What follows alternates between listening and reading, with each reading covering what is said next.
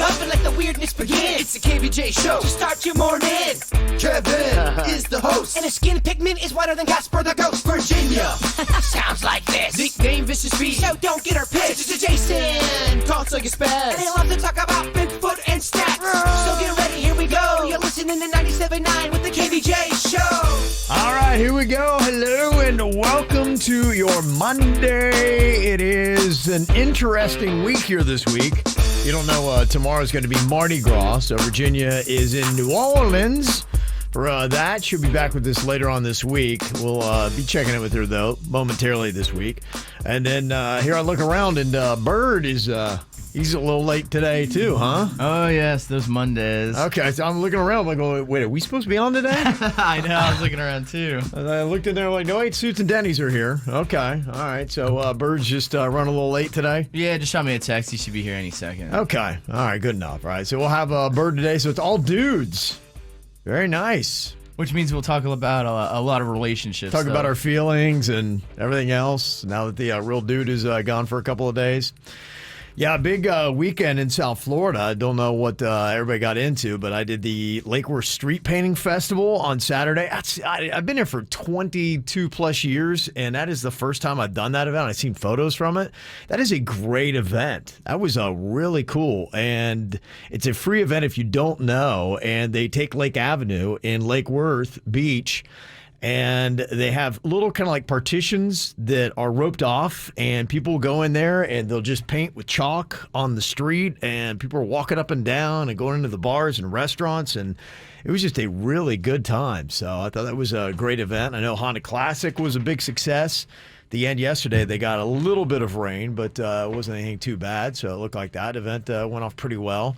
There's a ton of other stuff that was going on this weekend, too, so busy weekend. What up, Bird? What up, dog? How you doing, man? Boy, there are days and there are days. My Jeep's not working. Oh, no, what happened? What do you mean it's not working? And it's not. I don't know what's wrong with it. How old is that thing? It's 2016. Okay. It could be anything. Who knows? Okay. Just wouldn't get going today, I didn't. It all kind of just fell apart. So I have to figure out what's wrong with it. My dad's good at looking at cars. I also got klepto. Okay. So I'm kind of just trying to assess the situation as we speak in real time. Okay. All right. So would you have to Uber? I did, man. Did you? Yeah, that's tough. And this guy loved him some oldies music. Oh, he did? Yeah, I didn't know they had that thing on the Uber. And I don't know if this is a new feature or not. Mm-hmm. Something flew up on there, and it said, do you or do you not want to talk to your Uber driver? And I almost accidentally hit do not talk. Yeah. And sent it. I would have felt terrible, because then I feel like a jerk. Yeah. Don't talk to me. Nah, I would hate that. So be careful you don't accidentally hit that if you don't want to be perceived as a jerk. That's kind of crazy. That is actually a feature now. I mean, I sometimes like it. Sometimes you don't want to talk, but you also don't want to be a jerk about it either. Yeah, I mean, it's something like, okay, most people probably don't really want to have a conversation with the Uber driver, but how many people really want to let the Uber driver know, I really don't want to talk to you? Well, it also depends on what the Uber driver wants to talk about. I had one Uber driver who wanted to talk about the mask mandates, and it was getting political. I'm like, dude, can we talk about music or pizza? Yeah. He wanted to get so political, and I he was mad too. He was an angry Uber. Not today, but just I'm saying. Yeah. Sometimes you don't want to talk. You've had that before. Oh yeah. Right. And if you say I can talk, but don't talk about mask mandates, politics, They should have a menu. Yeah, they should have a menu of things like this is okay. We can talk about music from the 70s or pizza. That's two things. That's it. If you don't have anything to say about either one of those, don't even bring it up. So, yeah, so we'll get into it. Got a lot of stuff from the weekend to get to. Got a whole bunch of new stuff going on. If you love Universal Orlando, got a chance to go there and check out their Mardi Gras festivities that's going on. So we'll get to that and explain how you can win that coming up in just a bit here on the KVJ Show. What are you thinking about? What are you thinking about? What's on your mind? Are you thinking about? What are you thinking about? What you thinking about today, Jay Bird? My buddy was talking about this story to me about this rare Pokemon card. 1988, and it sold for a record $900,000 for one card. So that inspired him to go back to his old Pokemon cards, and he found one of his cards that's worth $500. Really? So if you got collectibles, Yeah. look at what they are. Baseball cards are starting to come back a little bit too. If you're in the collectible world, Well, it's the only way you're going to see baseball. you are right about that. Yeah. And I'm not sure. I told you guys last week I met a man who collects doll cups. Yeah, I remember you saying that. There's some of our KVJ Nationers have been emailing me, telling me what their weird hobbies are or what their weird collecting hobbies are. Okay. This one guy collects different types of dice. Really? Yeah, I guess you can get all kinds of dice, and that's his thing. Okay. He's got a whole section of dice in his house. How about that? Yeah. It is just kind of odd how you get into a collectible and what you do. I had done when they used to have matches at places. I think it was like in the 90s and the 2000s. Yeah, I would always grab matchbooks. There was a time, too, when I was living all over the place and traveling a lot, so it's kind of cool to be able to look back and be like, oh, yeah. Weren't you collecting either beer shirts or beer mugs or something? Yeah, I was kind of getting a lot of beer shirts there for a while because you go and the thing I liked about them was each place, again, it's like locality. It's places that you've been. They all kind of had their own little artwork and things like that. And, you know, the shirts look kind of cool anyway on top of it. So, don't you have some Pokemon, Sweet Denny's? I do. The original Pokemon cards. So you need to look them up, man, because I'm sure some of them are worth something. Same with I have some of those old Magic the Gathering cards. It's just I have so many. You would have to. They make companies where you send it in bulk and they go through it and then they just send you a value back. Oh, okay. That might be something worth looking into, especially for like the old Pokemon. Denny's was telling me when he was a kid, he would do these. Was it Magics of the Gathering? There'd be tournaments. Yeah, tournaments on Friday Night Magic. That was a rager. How would that go down? About what you would think. It was pretty. It was like a body odor filled room, a bunch of guys sitting around casting magic spells. But it was a lot of fun. Okay. I personally loved Friday Night Magic. I can see that being super fun. Well, because so if you're into the sport, you get early access to everything. Okay. So if you go into the tournaments, you have to get an ID card. They print out a number, and that's your permanent number. And then if you win the tournament, you can get a bunch of cards that haven't even come out yet. So you get them early access. And the point of the game is to learn the cards before anyone else. Okay. So that you can start making combos out of it. And So it's real dorky. it's real dorky. I love it. It's all about early access with that game. Well, I didn't realize how dorky the game Risk could get. People get intense about it. Oh my Really? gosh, do they? Oh yeah, there's That's still a thing, huh? Big fan clubs of the Risk Risk. has gotten so popular. Has it really? I mean, has. a game that's been out since the 80s? It is such a fun game. If you have the right combination of it's all about mind games. All these poker, Risk, it's It really all about is. the mind game. That's Okay. why I love it. Yeah. Okay. What you got on your mind today, Denny's? So it's weird. I typically never dream. I mean, I'm sure I dream. I think a lot of people forget dreams or whatever. Maybe that's the category I fall into. But I tend to never, ever have dreams. This weekend, Friday night, I had a nightmare. And Saturday night, I had a nightmare, both in which I woke up from. 2 nights in a row, I had nightmares, which if I never have dreams, I absolutely never have nightmares. Remember we had a heart-to-heart last week about how you never dream? Never, ever, yeah. We did. We had this whole thing about how he never dreams. And then look at you. My first nightmare I had, I was looking at I was hanging my sweater on the wall, and I walked away, and when I turned, I saw a tarantula climb into the pocket. Oh, and you hate spiders. And I go, somebody's got to get this sweater out. So in my dream, you know how they don't really make sense, one of my friends came over, grabbed it, and I thought they got rid of it. Well, they took it to my room, I guess, to try to get rid of it, and it got away, and it got stuck in a corner, hidden. And I go, well, I can't sleep tonight. And that was my nightmare. What a weird dream, right? Yeah, okay. You notice Denny's in the last, 6 months, he's eating a lot of sweets. He's having night terrors now. I know. Do you think there's a correlation between sugar and nightmares? Well, I I think don't there's a know. correlation between you hanging with birds so Oh. much. Yeah, people in the chat room are saying I'm rubbing off on you. You're turning Could into be. Jaybird over here. The one I had on Saturday is something that I don't even necessarily have a fear of, but in my dream, I was in a building, and the building started to tip sideways, like it was going to collapse. And I stayed awake in my dream, through the entire collapse of this building, and I survived a building collapse. That was my nightmare. wow.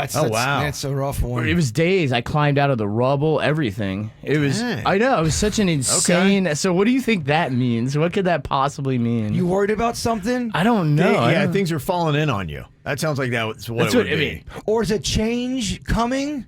A big change. Is there a change you know is coming and you are a bit fearful of it? Yeah, see, I don't know if I have anything quite weighing on my mind right now, or if anything's in the back. It was just, I don't even know if I have that fear. I have some theories, but I don't know if we can talk about them on the air, but I do have some theories. All right.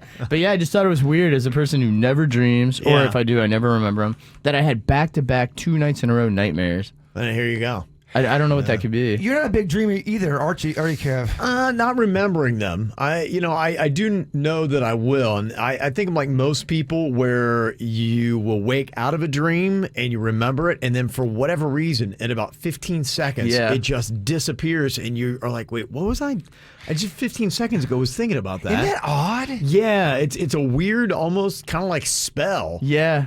They do that Men in Black thing on you where you look at it, it just erases your memory. Like, why don't I remember that? It really is a spell, I feel like. And we don't know everything there is to know about sleeping. That's why they study it so hard, because it is such a mystery, I feel. Yeah, I did actually have, you talk about spiders, I'm afraid of snakes, and I did have a snake dream.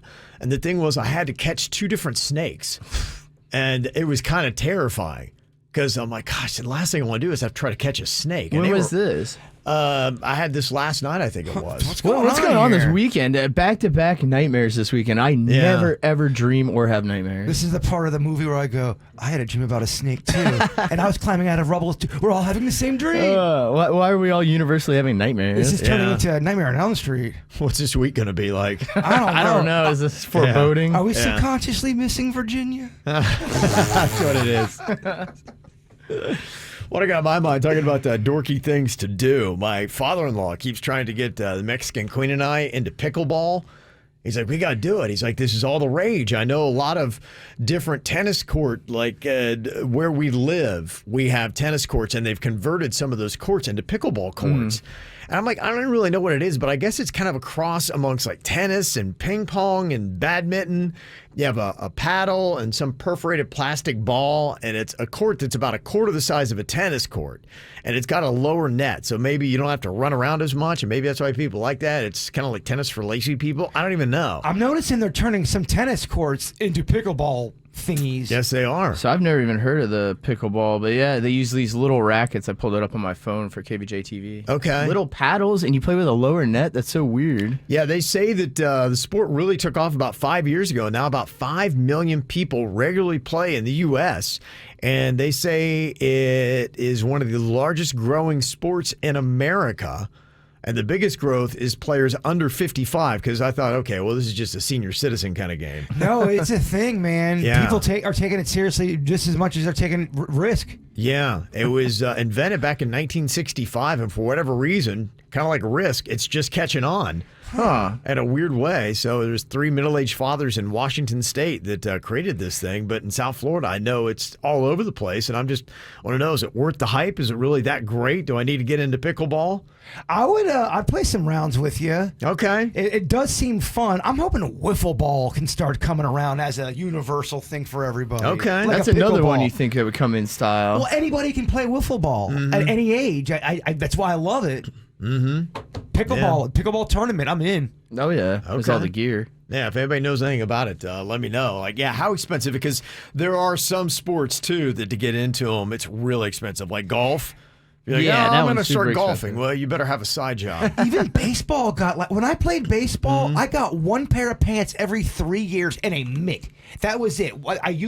Me and 5 different kids used the same bat. When I started coaching these young kids, they were getting $1,000 bats, the best batting gloves. The gloves themselves you could get or start at like $300. Youth sports nowadays is ridiculous. Yeah, because parents think for some reason their kid's going to play that much better if they have the most expensive equipment. Oh, you would always see that. Yeah. They're called posers, Kev. Yeah. Doesn't always translate. No. All right, so if anybody knows anything about that, let me know what your thoughts are on pickleball. Would I really love it? 877-979-WRMF, 877-979-9763. Did you guys watch any movies over the weekend? I did House of Gucci yesterday. How was it? It was pretty good. I thought it wasn't bad. I know some people have, talked about, okay, are some of the details a little bit off, but I thought the acting was good and the story was very interesting. It was kind of like about the end of the Gucci family run on their own company. and kind of a sinister story with Lady Gaga. She was good in it, though. Gaga. I bet she was. Yeah, she was good. Yeah, she was good. And I watched American Underdog. It was the Kurt Warner story. He was a guy that played in football, and he always wanted to be in the NFL and be in a Super Bowl, but he just didn't make it out of college. And so he was working at a grocery store, stocking shelves. But he stayed with it and kept working. He went through the Arena Football League and then got a shot at the NFL, and a guy got hurt, and he got his chance and wound up winning a Super Bowl. He's always been my go-to guy in any video game, football game I play. Kurt Warner? Yeah. If you love those underdog stories, yeah. So I watched that. It was a good little family movie to check out.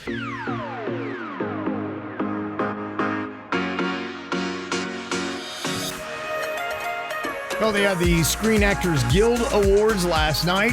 Kind of warming up for the Oscars and everything that's big in movies. We'll give you a rundown of some of the bigger winners. Got some dirt coming up in just about 35 minutes. Suits is on this project, though, every weekend. He checks out a classic movie and then lets us know what he thinks about it. What was this week's classic movie, Suits? So I got a Denny's recommendation this week and went with Scarface. Oh, okay. All righty. Nice, a classic. Yeah, yes. And it's based in South Florida, right? It was really cool to actually see kind of downtown Miami's 80-esque era, just because I used to spend so much time down there. My dad's condo was down there when my parents got divorced, so spending every weekend down there, it was kind of cool to take a look back and see what it was like in the 80s. It's a bit way different, huh? Completely different. Yeah. It was kind of eye-opening. Yeah, it's amazing how much Miami has grown in that time. So what did you think about the movie itself? And there's one scene I can't wait to get your thoughts on, because I love the movie, but there's one scene I just can't watch. I know what scene it is. Yeah. Okay. First of all, loved that movie. Did you really? I mean, Okay, it good. was so good. Tony Montana's just so insane during it. You never know who he's going to kill. It keeps you on the edge of your seat every time he's got the slightest beef with anybody. Yeah. But the entire movie really didn't have a slow point to me. Like, I thought when I saw it was almost 3 hours long, this might drag a little bit. No, I did not feel like a 3-hour movie. It was really good. I really enjoyed it. Suits Rotten Tomato score?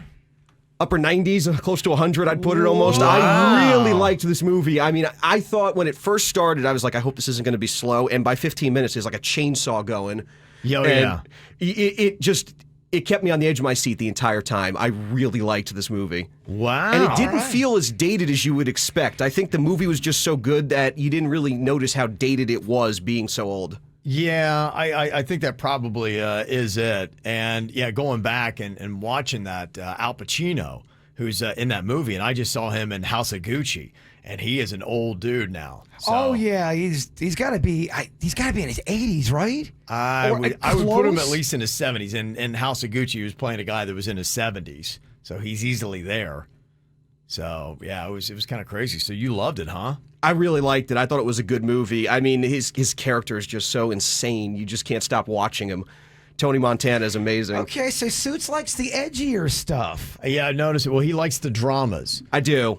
I think I do too. I think those are my favorite. Out of all the kind of movies, I find myself watching them more. Although I do like a comedy, don't get me wrong. Yeah. Dramas are awesome. But they might hold up a little bit better, dramas from the 80s and 90s, than some of the comedies, because it was a little bit more goofy. And yeah, I think you're right on the point there, Kev, because I've seen with a lot of these comedies, don't get me wrong, I like a good comedy, but these older ones, they seem a little bit over the top and goofy, and they just don't hold up as well. They kind of usually have a sex crime scene. There's usually something, yeah. It makes you feel weird. Exactly. Right. I think every one of them has had one so far. Every comedy we've suggested to Suits, he comes back with, so what was up with that scene? I feel icky. Like, yeah, different time in the 80s. It's a pretty weird scene, Suits, I agree. Here we are in the 80s just watching and enjoying. Yeah. What scene were you curious about, Kev? It was the one about the chainsaw, because that's pretty... I mean, it's pretty gory. And I mean, it's so early in the movie, too. It's like 15 minutes in, and I did not see that scene coming. It was pretty gory. Right. I was okay with it because they didn't really show any of the chainsaw physically, like, cutting his arm. It was just more blood splatter, I felt like. Yeah. It wasn't too bad to me, but I could see how that scene can definitely be a little intense for some people. Yeah. Okay. All right, so Suits loved it. So there you go. Awesome. Great movie. Kids that are younger but still old enough to watch a movie that is definitely gory. Not too young. Yeah. You can go and check that out. You know, parents, they mean well. They want to do the best that they can. And parenting today is definitely different than it was when I was a kid. But are some of the things you're doing, thinking you're being a better parent or being kinder to your kids, actually being bad and toxic to them? Yahoo News brought up a bunch of different toxic parenting traits of today. And one of these things, probably a lot of us are guilty of, you always want to shelter and protect your kids. And they said denying your kid of any negative experiences or emotions is actually toxic, because they need to learn how to handle negative emotions now before they get sent out into the world, and they're going to eventually face them. You just can't get away from them in life. Unfortunately, there's just a lot of negative and bad things that can happen. So if you're a parent, do you kind of want to introduce the poisons of the, not the poisons of the world, that's the wrong, that sounds like I'm trying to get booze to kids. Yeah. But just the more tougher parts of society and life and everything a little bit, so they're not completely scared when they go out there when they're 18 or 21? I think what it is you got to look at what's happening in their life, and you have to look at everything as an opportunity to teach them a lesson. You've been through it before, and you can help give them the right perspective on whatever it is that's going on. It could be anything from being at school and there's a fight that goes on. It could be somebody bullying you. It could be not making a team. There's so many different things that you could do that could present a lesson that you can teach your kid, and they need to learn that. Don't rob them of those lessons. It's okay for your kids to lose. I lost so much as a kid. Losing's great. I was on so many crappy teams. I was on one flag football team. I was with the same coach 2 years. We were 0-18. Yeah. It gives you a little grit. It does. Yeah, life shouldn't be that easy. You got to realize, you can't, if you don't have any bearing on what losing's like, winning doesn't feel as great. So when you've lost a lot and then you finally win, you're like, wow, this feels so good. It does. It does. And now there's a lot of traits they talk about that are kind of very similar to one another, but they've got some different names. One, they use a bulldozer parent as a name. That's the parent that removes all obstacles or challenges from the kid's life. And it's kind of like what we were just talking about. And they said also pretending that not parenting is parenting. For instance, I won't tell my child to stop kicking your leg repeatedly because I don't want to crush their spirit. Yeah. You do need to step in. You do need to say things and, correct your child. You're not, trust me, you're not doing them any favors by not ever correcting bad behavior. And you're not being toxic or nasty or giving them negative vibes just because you stepped in and say, hey, you need to stop doing that. That's just part of parenting. Other things that Yahoo News says is toxic parenting traits: not believing the teacher ever. Support sometimes means holding the kid responsible when they don't do the right thing. And if you are a teacher, you know how often parents come in and they're fully taking their kid's side before even hearing what's going on. And it's really tough to teach those kids, and it's even worse to try to deal with those parents when their kids can never do any wrong. It's tough. Mm-hmm. Parents who punish their kids for speaking up or otherwise explaining something, saying that they're talking back, is another toxic parenting trait. They said making your child terrified to fail, one thing we just addressed. Don't make them feel like getting a bad grade or not making a team or something like that is the worst thing ever. A lot of times it's actually just a great opportunity and helps, provide a little bit more determination. They said another thing that a lot of parents do, they put so much focus and extreme focus on college admissions that makes things very stressful. You're going to wind up where you're going to wind up, and maybe getting into Yale isn't the best thing for you. Yeah, you can still get. You can go to the 2-year school. You can still be a success, and you can save some money doing that. At least that's how it was when I went. When you went to the 2 years compared to the 4-year university at first. Yeah. Don't you save a little bit of money still? Yeah, you can. Yeah, you can save a lot of cash, and maybe teaching your kid that it's great to not have a ton of student debt by the time you get out, depending upon what your degree is, because sometimes you may be 50 or 60 years old before you pay it off. Talking down to kids and making them feel stupid, another toxic parenting trait. They said by 9, kids are actually smarter than what a lot of adults give them credit for. Well, kids are smart. Yeah. They are smart. Mm-hmm. They get what's up. So you don't have to act like, or don't think that they don't understand what's happening. Well, think about when you were a little kid. Yeah. Didn't you kind of know what was going on? Yeah, you were pretty aware. You may not fully understand it, but you definitely took note and observed. You don't have the details, but you could pick up on moods. You could pick up on what, if something was going down. Yeah. And then the other thing's kind of like along with the bulldozer parenting and all that, except that he's called helicopter parenting, giving the kids freedom to explore the world. And, depending upon what age they are, give them those freedoms. So they got to start learning some of the boundaries in life themselves. So what's the worst parent, helicopter or the bulldozer? I think they're really kind of they're very similar, but I think I don't think there's anything wrong with hovering on your kids. It's how involved you get. You can always be there hovering, kind of watching, but do you always infuse yourself? And I think the worst thing is knocking down all the obstacles and not letting them try to work out things themselves. They get in a fight with a kid on the playground. Maybe it's good for them sometimes to work out some of those things, on their own. The bearded Mexican in the chat room says, sounds like a bunch of soft-ass parents who made this list. Yeah, well, I think it really kind of addresses a lot of the soft-ass parents and the way that they do parent their kids. It does. Because there's something about just trying to put your kid in a cocoon and not let them ever get banged and knocked around by the world. But those bumps and bruises are really good and a very necessary part of growing up and getting mature. It was so weird seeing how many different kind of parents there were coaching little kids and doing the youth baseball as long as I did, because there were some parents who really got it and they would discipline their kid, and if their kid was acting out, they did the right thing. And then there were some, my gosh, they let that kid do whatever the hell they wanted to, and it started getting worse. I noticed it getting worse with each year that was going on. It has, yeah. Because somewhere when the mommies got together, they have talked and they convinced other moms that was the right way to be all up in their kids' business and trying to knock down every obstacle that they came across in life. And yeah, that's what the Yahoo's saying is that ain't it. Well, today is National Tooth Fairy Day. Wait, the Tooth Fairy gets a day? So I guess today might be the day to lose a tooth. If you got one wiggly, get that thing out, because maybe the Tooth Fairy's paying more today. I don't know what's up. Everybody and everything is getting its own day. Yes, I know. Everything has got something. Yeah, they say that the average cost now per tooth from the Tooth Fairy is over $5. Wow, that is the going rate. It's a little different when I used to be a quarter. Was a kid. Quarter, then I think maybe I remember it going to $1 for a while, but now that we're $5. The heck, man! I guess in modern day, wow. Even in this era of inflation, I guess you're right. You're getting more. It's crazy. Yeah, so we asked, what is the Tooth Fairy paying in your home? Here's what's going on, because apparently, where you live determines how much the Tooth Fairy is going to give. Cece said, in our house, Tooth Fairy's giving up dollar bills with glitter. Oh, okay. All right. So it's a little garnish to go along with some cash. Jessica, going rate for the Tooth Fairy at her house, $2 a tooth is what the Tooth Fairy is dropping on the kids there. Alex is right there at $5 per tooth. And Alex said, thanks to Bluey. I don't know what Bluey is. Is it some kind of kid show or something? Bluey? Yeah. So whatever that is, they credit Bluey for why their kid's getting $5 per tooth. I hope it's a kid's thing. It may not be. It can be kid or adult. Misty said anywhere from $2 to $5 and then $20 if they had to go to the dentist and get it pulled. So I wonder why each tooth is $2 to $5. There's a system there clearly. Yeah.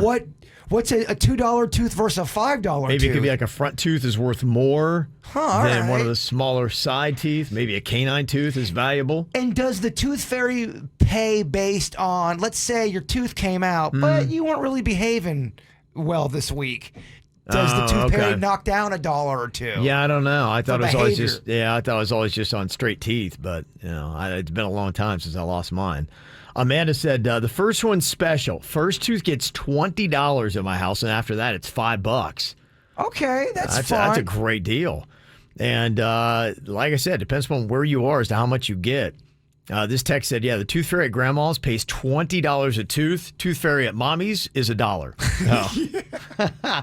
So kids, you got to listen. If you're at Grandma's house, lose your teeth there. In fact, if you feel one loose, have your mom drive you to Grandma's house so you can lose it there and get more cash. Wow, Grandma going big. Grandma does go big. Yeah, absolutely. So that's the big stuff there. If you want to jump in on the conversation anytime, go to the KVJ Show Facebook page, and you can jump in the conversation. Make sure you subscribe while you are there. Well, today is also National Science Day. There you go, science teachers. Have fun with that. Gonna explore now. For me, I never was great at science, but I do love little scientific factoids that kind of blow your mind. And I got a few here.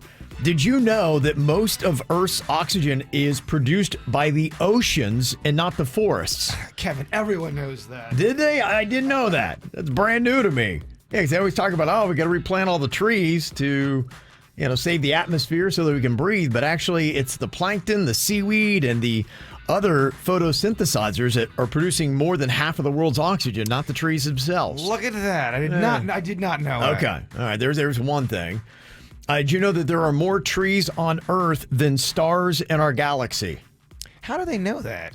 Because they can look at how many stars they can see in the galaxy, and then they've gone through and they've calculated about how many trees there are on planet Earth.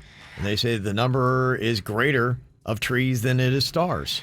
I know that I am not an authority on stars or trees, but I find that hard to believe. You do? Well, how do they know legit how many trees are out there, and how do they know how many legit stars are out there? They can't possibly know every number. Yeah, well, what it is NASA, their experts believe that there could be anywhere from 100 to 400 billion stars in the Milky Way.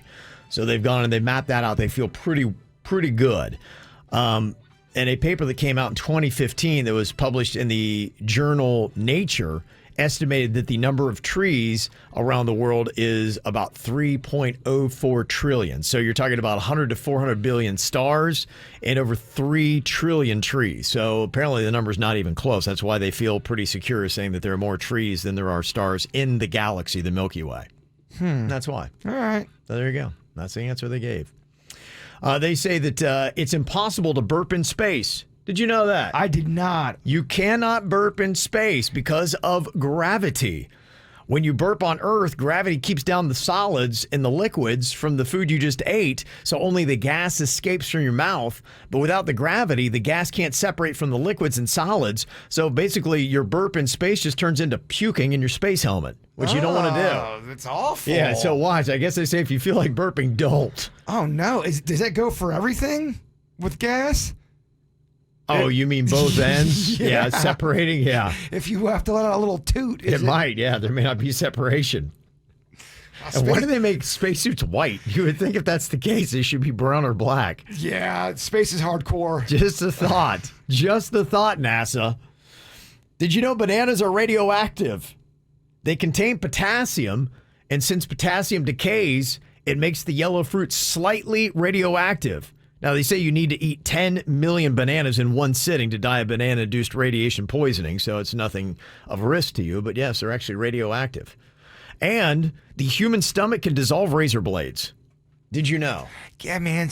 You saw that one guy, he ate a jet plane. The human stomach can do some crazy things. Yeah, that stomach acid that we have is no joke. So there you go. A couple little factoids for your science day. It's the KVJ Dirt of the Day. It's the KVJ Dirt of the Day. Virginia, take it away. Because you know we need that Dirt of the Day. Virginia out at the Mardi Gras celebration in our hometown of New Orleans. She'll be back with us, I think, on Thursday, right?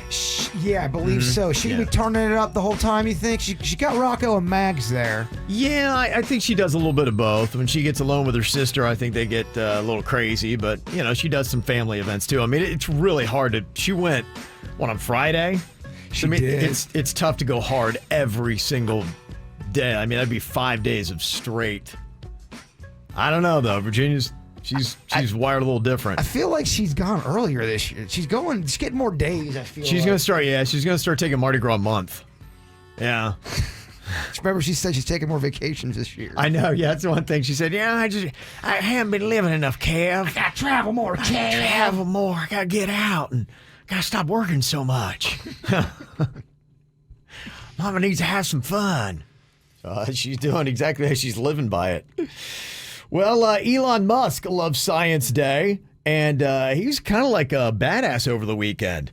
The aggressive nature of what Russia's been doing and attacking the Ukraine, he's stepped up in a big way, and he's done several different things to thumb his nose in the face of the Russians. The first thing was, I don't know if you saw this, but Russia's space chief had tweeted that he basically was going to just drop the International Space Station out of the sky and landed on America. And he tweeted, if you block cooperation with us, Who will save the ISS from an uncontrolled deorbit and fall into the United States or Europe? Whoa, I don't even know what that means, but in your face. Basically dropping the International Space Station on us or Europe is kind of the threat that he had. And Elon responded by tweeting the logo of his company, SpaceX, back at him, saying, oh, no, you don't. Yeah. He is a scientific superhero, and he's not going to allow that to happen. I don't know how, but, he's a lot smarter than I am. What a crazy threat that is. Yeah. Well, they've been doing their... That's a crazy threat. They've had quite a few. I didn't catch that one. Okay, yeah. That's just one of the things he's done. He also, if you didn't see that, he used his SpaceX's Starlink satellite broadband service. And he pointed it over the Ukraine so that they would be able to get internet. And he also tweeted that SpaceX is also sending more terminals to the Ukraine so they can keep the internet up and going so they can get good information.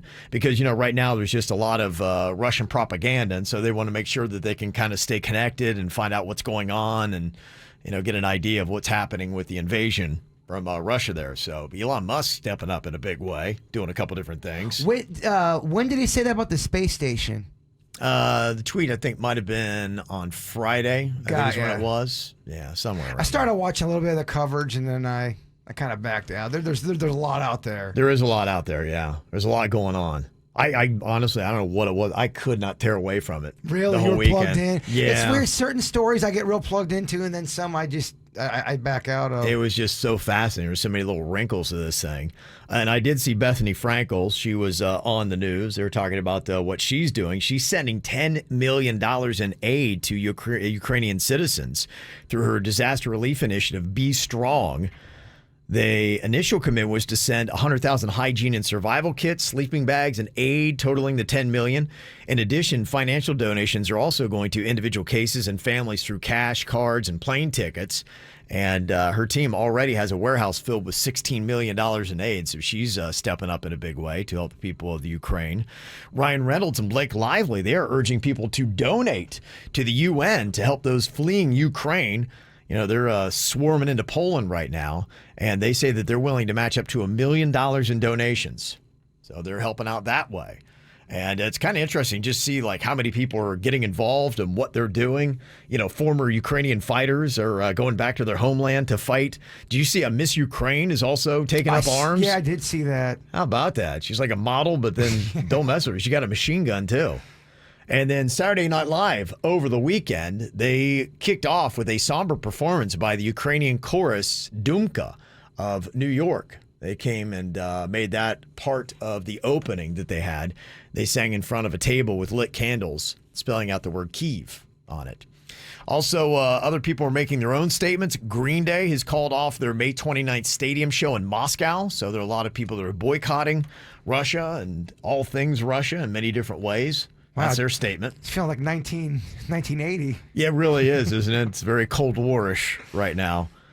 So that's just some of the things that are going on with how celebrities are getting involved and supporting Ukraine. They did have the Screen Actor Guild Awards last night. The cast of Coda was named the best ensemble in a film. The cast of Succession won for best ensemble of a drama series. Jessica Chastain won for Best Actress in a Film for The Eyes of Tammy Faye, while the Best Actor in a Film went to Will Smith from King Richard. I almost watched that this weekend. I didn't get to that, but it's kind of cool because he was at the SAG Awards sitting right next to Palm Beach Gardens' Venus Williams. For male actor in a leading role, Will Smith for King Richard. That may have been one of the greatest moments of my career just now, because my name was called for King Richard sitting next to Venus Williams. Venus, Serena, the Williams family, you entrusted me and our group with your story. You didn't agree to put your name on it till you saw the final project. I agree. I get that. It's cool. That's real. That's real, because we be messing stuff up sometimes. Okay, there you go. Other big awards last night. Jean Smart picked up the Best Actress in a Comedy statuette for Hacks. Jason Sudeikis, he got the Best Actor in a comedy for Ted Lasso, and his whole cast got the best ensemble in a comedy. And Lee Jung-jae and Jung-ho Yeon were voted best actor and actress in a drama series for Squid Game at the Screen Actor Guild Awards. At the box office over the weekend, Uncharted finished number 1, grossing $23.3 million. Dog was in at number 2 at 10.1, and Spider-Man: No Way Home got another $5 million, bringing its total to $780 million. Whoa. Yeah, it is becoming one of the biggest grossing box office movies of all time. And that is your Dirt of the Day. Got a couple of celebrity birthdays going on here today. A big old happy birthday to Jason Aldean, country star, turning 45 years old, and the lead singer for Train, Pat Monahan, is turning 53 years old today. Also, got to say happy birthday to Sadie, turning 6. It's some magical time tonight. Her birthday is technically not on the calendar. She's a late baby, so we celebrated her all weekend. Happy birthday, Sadie. Our love for you is endless. Love, Dad, Mom, and Ella. There's a photo of them on KVJ TV. Also, happy birthday, Ariana. Turning 15, Mom, Dad, and the Shebas, Broger, and Tippy.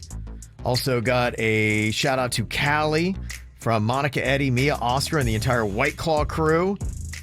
Also, we got a 23rd birthday to Teresa Angel Face from Mom, Taylor, Jace, Easton, and Hanzo the dog. Also, happy 40th birthday to my best friend Gemma, all the way from Danny in Edmonton, Alberta, Canada. I love you, and I'm trying to add your Canadian numbers up here in the freezing cold. Okay. Thank you, Danny. Yeah. We got some Canadian We do. numbers up there. We got a few. Also, happy birthday goes out to Jen. Have a beautiful day. You're a beautiful person. So lucky to have you in our lives. That's Andrea and the Tribe, Tim, Sandy, Shyla, and Zoe. Happy 16th birthday to Anthony from Mom, Dad, and your fur brothers Neo and Lewis. Got photos of them. Look at Neo and Lewis there with their happy birthday party hats on. Those dogs are awesome. That is great. Also got a photo of Oakley. This is Morgan. And Oakley's going to be 3 on February 28th. So there you go. Adorable. Oh, adorable. And best to Morgan as she's continuing to heal the femur injury she had there. All right, just trying to wake up here on a Monday, getting it all together. Oh, man, huh? What a weekend it was. A lot of stuff going on here in South Florida. Street Painting Festival was going on. Honda Classic was going on. Fuel Fest was going on. Did you do all those things you said you're going to do? Did you go to the Heat game? Oh, yeah. I knew that wasn't going to happen. Yeah, no, we did do the Lake Worth Street Painting Festival, though. It was really nice. Gorgeous weather. Great event. Was anybody legit on the street making some art? Yeah. Or is that the whole... I wasn't sure if it's Yeah. like an Mardi Gras thing where they have booths, or is it legit? Yeah, what they do is they put out partitions. Kind of like what you would see those things that separate you in a line when you're, going up to get your Starbucks coffee or whatever. And so they rope off a little area, and then somebody goes out there with their chalk. And a lot of times they'll put down the photo that they're going to be drawing, and then they just expand it and make it bigger. But yeah, there's some really phenomenal artists out there. It's really cool. I want to start getting into that, doing a little chalk stuff on the ground. Okay. Make a little portrait of Kev. Okay, I'd love that. Yeah. That would be fun. You do it on your driveway. I could do it on my driveway. Yeah. It's happening. We're doing it. Okay. Yeah, so it was a good event. Somebody said that Elon Musk, I don't know how he crammed everything into his weekend. He was busy taking on the Russians. But one of our listeners in Brownsville, Texas said that, he was at a local celebration here called Charro Days. And he was mingling with the local people. Viv sent that in. So thank you, Viv. So, how's he cram it all? There's got to be probably 5 or 6 Elon Musks then, right? It's a clone. Is that what it is? He's an alien. We all know it. He has a star fleet. All the signs point to... it doesn't pan out how he did all this stuff. He's very busy. All right, so here we go. Hopefully you got it together here. Virginia is at Mardi Gras in New Orleans. She'll be back with us on Thursday. So Think Fast is just Jaybird and Denny's today. Head to head. I love you, bud, but I'm taking you down. I'm going to give you guys a different little style here in Think Fast today. All right. It's going to be kind of a fill in the blank where there's pretty much just one answer that will work. All right.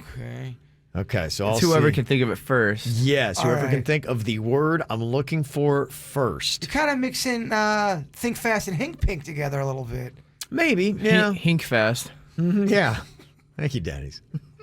Okay, what about this? Think fast. Finish this phrase with a D word. Junk blank. Junk blank. It's a D word I'm looking for, and it goes Junk with... dog. Junk dog. No. Junk Junkyard dump? dog. Junkyard dog. No. I'm dumb. No, not junk dog. Junk drop? No, not junk drop. Junk Doritos. Junk drawer. Oh, all right. People I have get a it junk now. drawer. I got it now. Okay, all right. That was just to warm us up. I got it now. Oh my Junk dog. Junk dog. Oh, Kevin, this is. Okay, now you understand what we're doing now. Yeah. As I said, it's tough to do this early on a Monday morning. Okay, so finish this phrase with a C word. Butt blank. Butt Oh, jeez. C word goes with butt. B-U-T-T, butt. C blank. What is that word? Butt chap? Butt clip. Butt cork. No. Butt cheek. Oh. Okay, I was looking for butt crack. Okay. Oh, geez, yes. Okay, but butt cheek, I would have taken that. I thought that was the answer. Yeah, okay. That would have worked. Okay. All right. So, okay, now you understand. We got now it. Now they get it. We're on board now. Okay. All right, think fast. Finish this phrase with a P word. Tooth blank. Tooth pain. Toothpaste. Toothpaste, well, I guess you could do either one. Yeah, I'll give it to Birdies. I'll call it Tooth first. pain. Tooth pain, you could go with that. Yeah, toothpaste, toothpick. Yeah. Any of those would work. Okay. Tooth plaque. Yeah. Okay, Bird, you get the first point. I don't know. Okay, next up. Finish this phrase with an E word. Oral. Oral blank. What is the word? What is the word? Starts with an E. Oral excitement. Oral. Oral exam? Very nice, Daddy. All right. It's hard to get excitement out of my brain. Yeah, okay. Oral exam. Well, this is a lot more interesting than I thought it was going to be. I'm like, this is probably going to be too easy. No, this is tough, man. Okay. All right, here we go. It's tied one apiece. Next up, think fast. People think we're kidding. They're messing with us, right? No, dog, we are not. We are giving you our best effort right now. Okay, finish this phrase with a P word. Ball blank. Ball pit. Oh, I could go with that. Yeah, ball pit would work. Kevin, he's led to some naughty thoughts. Ballpark would work. Ballpark. Okay. Yeah, there's a lot of. Okay, Denny's is in the lead here, 2-1. All right, next up. All right, finish this phrase with a D word. Big blank. Big dog. Big dog. Okay, all right, Big dog. Big daddy. Yes. Yeah, Big Daddy works. Yeah, there's a lot of things you throw in there. Yeah. And you're not saying the dirtiest one. Finish this phrase with an M word. Stand by blank. Me. Okay, very nice, Jay Bird. Okay, Denny's in the lead, 3-2 here. All right, finish this phrase with an N word. Take a blank. Take a nap. Okay, did Denny's get that first? Or is that Jay Bird? So he's going Jay Bird. Oh. All right, I'm going to shorten my answers here. Okay, it's tied up How am I tied with you? at 3 apiece. Next one to get one wins. You should be destroying me, Denny's. I'm really struggling over here. Oh, me too. Okay. Finish this phrase that starts with the letter S. Eat my blank. Shorts. Oh, Oh, Bird! nice. There we go. By the final one, we were thinking fast and on point. I think I like this version better. Do you? Okay. It was Just trying something hard. different. It was fun though. Now Okay. that I get it, I like it. Yeah, now I get it. Okay. Now we're ready to play. All right, now you're ready to play. So you should do another one of these next round. Okay. If somebody's done you wrong, it's time for you to sing along and call them out, call them out, call them out. You gotta call them out, call them out, call them out. It's time to call them out. Oh, yeah. Always lots of call them outs on Monday. We have always at least 5 about traffic. Somebody said, yeah, I want to call out the woman who just cut me off this morning and then wanted to drive extremely slow, so I missed the light. Don't pull out in front of people unless you plan to move your behind. When you're at a when you're on a red light, 'cause I know Virginia is weird about all this stuff. Mm-hmm. How long would you wait to hit on the horn? Because I don't like hitting on the horn either, but there are some people who will stay on their phone, and Yeah. there are some lights that are not created equal. And after Yeah, about they go real quick, yeah. 3 seconds that's a long time. Yeah. So when do you pull the trigger on that? Probably about a 4 count. Good solid 4 to 5 seconds. Because Okay. I don't like it, and it would be a light tap, if anything. I'm the 3 seconds. 1, I think 2, yeah, I think 3. if it's and you know what, if something happens where I'm distracted and I'm there and I'm like, oh dang, and I see all the other cars have gone and I'm clearly and somebody goes, "Bah," I don't mind that. I don't mind it either, especially if I'm on the wrong. If I'm not paying attention. Right, and I'm good with that. the light's green. Yeah, that doesn't upset me. It's always just when the light first turns green and somebody lays on their horn. Now, let me ask you this, because That's annoying. Virginia totally. What if it's a police officer? How long do you wait? If let's say the officer's not paying attention, and Yeah. it's a light that's going to go quick, and you're running late, and he's at a 3 or she's at a 3 count. I probably extend it to a 5 count, and I probably even tap on the horn a little lighter. Virginia said, Virginia said she would just let the light turn red again and stay there, and not beat Really? the horn. Yeah. Okay. Yeah, I tough. don't know. That's, I mean, at a certain point, it's like, I mean, come on, man. I agree. And then what are they going to do? They're going to pull you over for. Well, if you're wrong, I think you're wrong. If you're at a 4 Yeah. count and no one's moving, and you're an officer, you're not saying anything bad. You're just giving a heads up. Yeah, that's all it is. Yeah, I don't think they could then turn around and pull you over. I mean, unless you had something wrong with your vehicle or something was out, and they may look for that because like when you're a jerk, if there's anything off at all with your vehicle, I'm pulling you over. But I don't think just for beeping an officer you can. Another text here says, I want to call out the customer that had me do a bunch of work for him on a time and material basis and then wants to argue and haggle about the price. That happens a lot. Says, see you in court, buddy. Uh-oh. Yeah, that happens on both ends. Either when you have contractors you got to deal with, and I've heard a lot of contractors do have issues too with people paying what they owe them. Yeah, because depending on who you have fix up your house, because you're right, when I got some stuff done to my house, I looked at what I paid and I looked at other stuff, and man, it's just all over the place. Everyone's different. It is, yeah. If you get a bad contractor, it's a tough ride. So yeah, that's why it's nice to have a lot of referrals from people you trust. Another, I call them out. Somebody wants to call out their neighbor's dog. Say it keeps breaking out of its backyard and then it starts humping my 3-year-old son. This beast has done this about 5 times, and it's really getting old. My son is now afraid of dogs because this mutt can't keep its paws to itself. Oh my gosh. It's It's good pretty heavens. traumatizing for the That kid. really is. We gotta make an adjustment, Oh, neighbors. my Let's go. goodness. It's humping the kid. That's what it says. This person wants to call out their sister. She told my 12-year-old daughter that her new haircut makes her look like a slut. Whoa. Dang. You need to shut your mouth when it comes to my children and how they look. Don't make me beat your behind like I did when we were kids. Nobody talks to my kid that way. 12-year-old daughter? Yeah, that's pretty intense there, Auntie. That ain't right. Yeah. Somebody else said, I'm calling out the homeless guy who offered to give me relations for $20. Shockingly, I turned him down. Side note, he had few teeth. Okay. Wow. How about that? All right. So he was just looking to make some money. Yeah.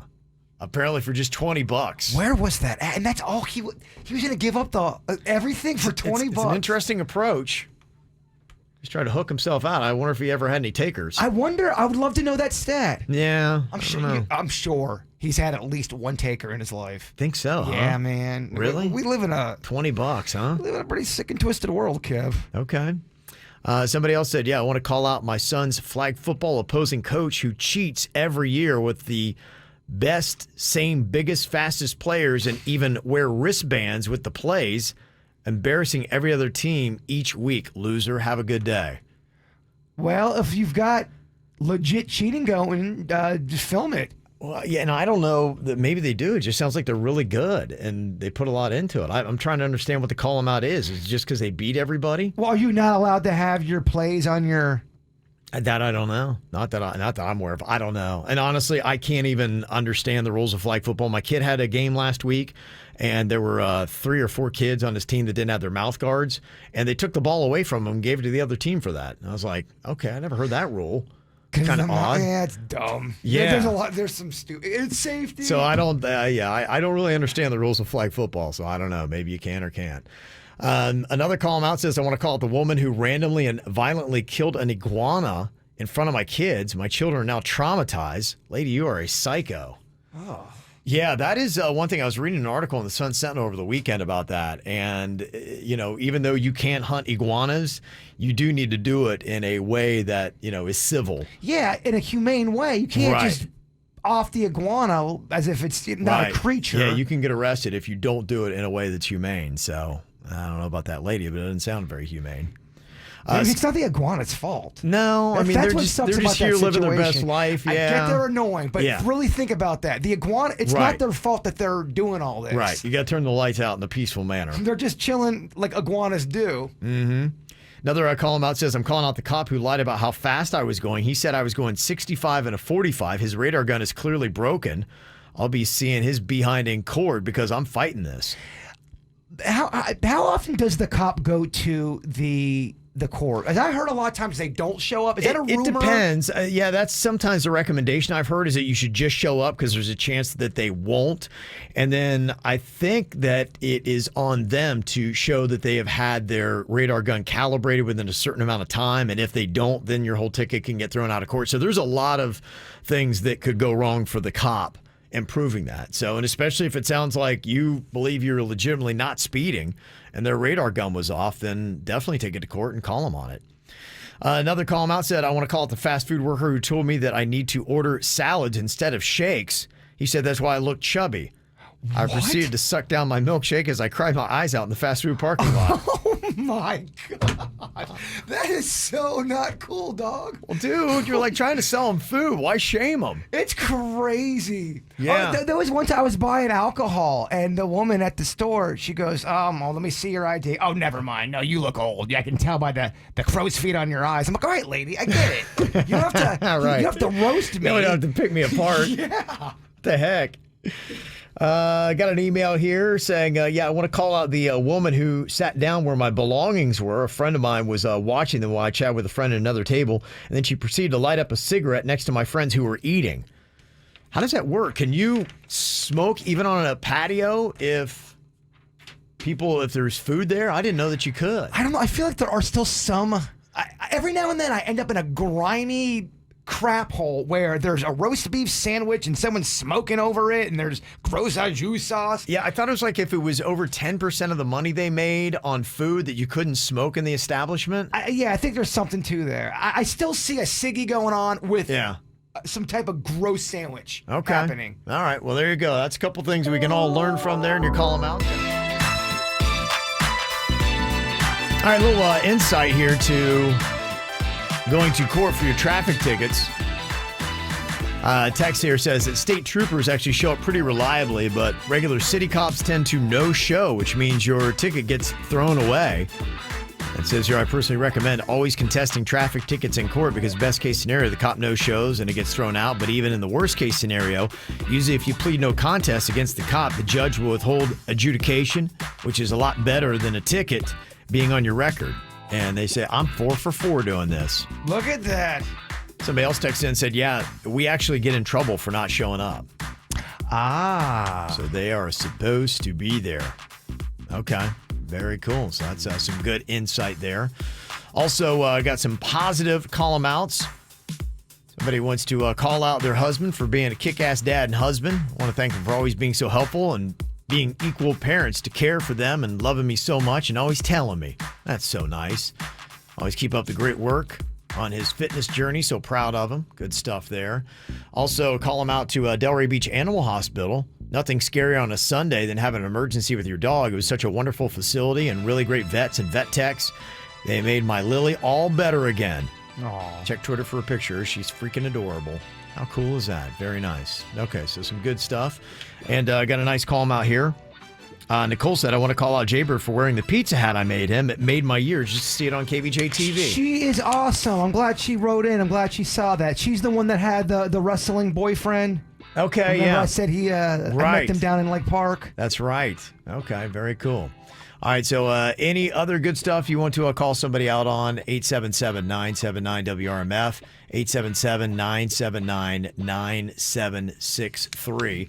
Somebody calling themselves out for getting a little bit too drunk this weekend and re-tearing their ACL. Yeah, it can happen. Drunk injuries do happen. Yeah.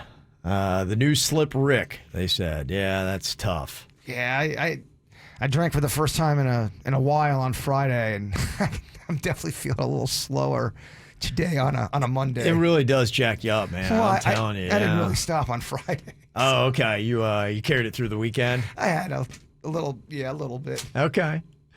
Well, which one of the answers? We asked this question on our Facebook page. What is the biggest waste of money? And Penny said alcohol.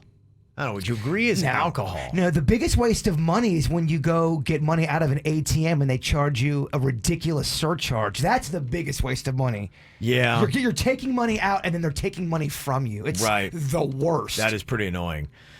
David said drugs. Yeah, a lot of those drugs, it doesn't really do a lot for you. It's not really going to benefit your life. So I guess it depends on what you categorize as that. No, I'm double downing on the ATM over drugs. The ATM surcharge is worse than drugs. Okay. Absolutely. Okay. Josh is making the case for fireworks. Said it was the biggest waste of money. You're literally blowing up money.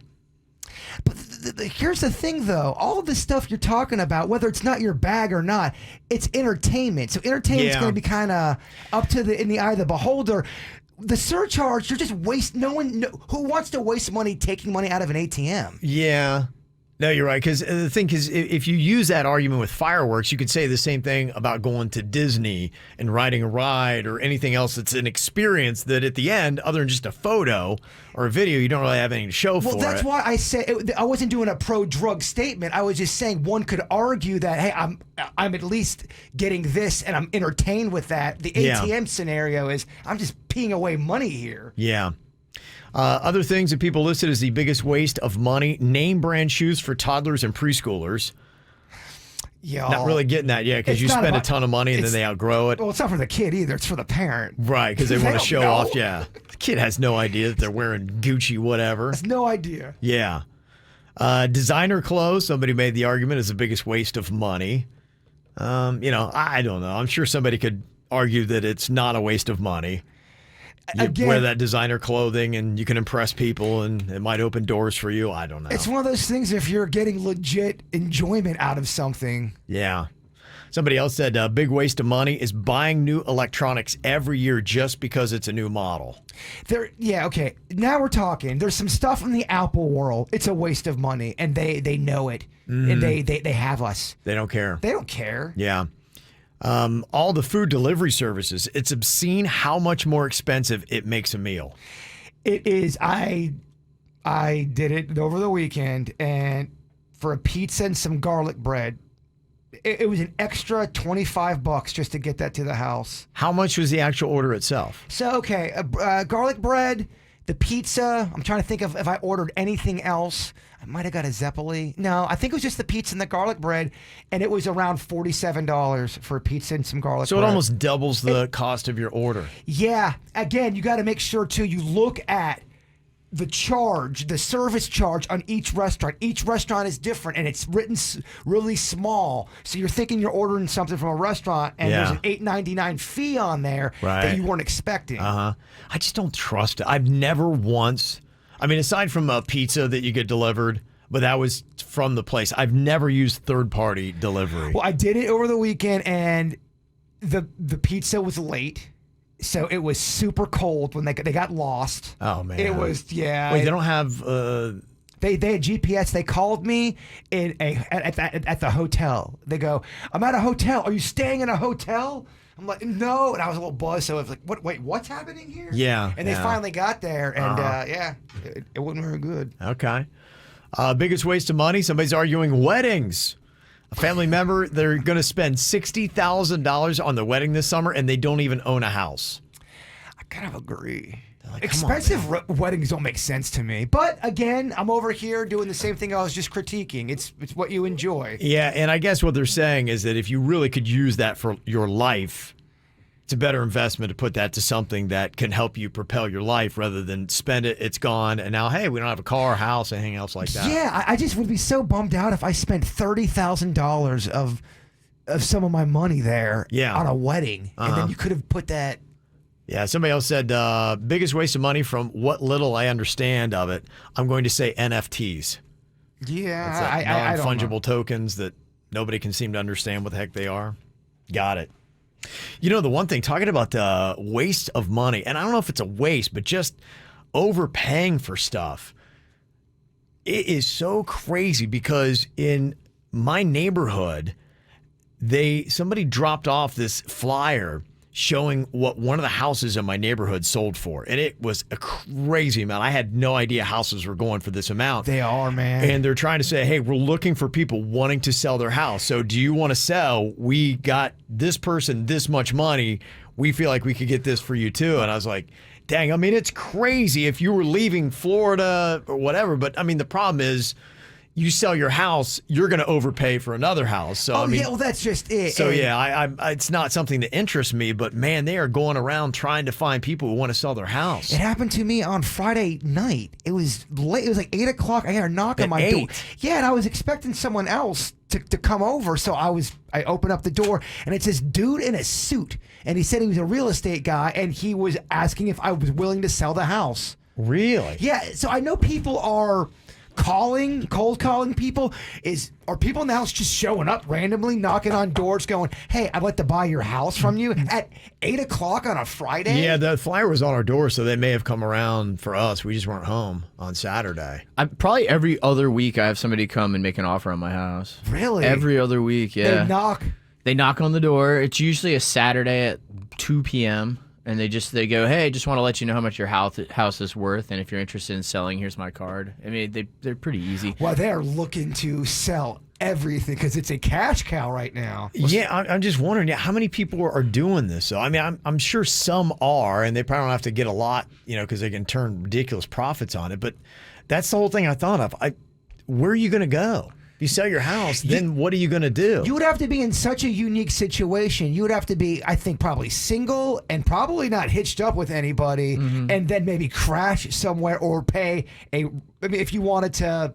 Or keep you your buy money. a house somewhere where it's less expensive. Maybe houses overall are $100,000 less than what your area. So if you go somewhere there, you can use that money to move in. But if you're trying to move somewhere else in Florida, it's going to be very tough. But let's say I want to move to, I don't know, Utah or Montana, or I don't know. I know nothing about real estate or the market. Yeah.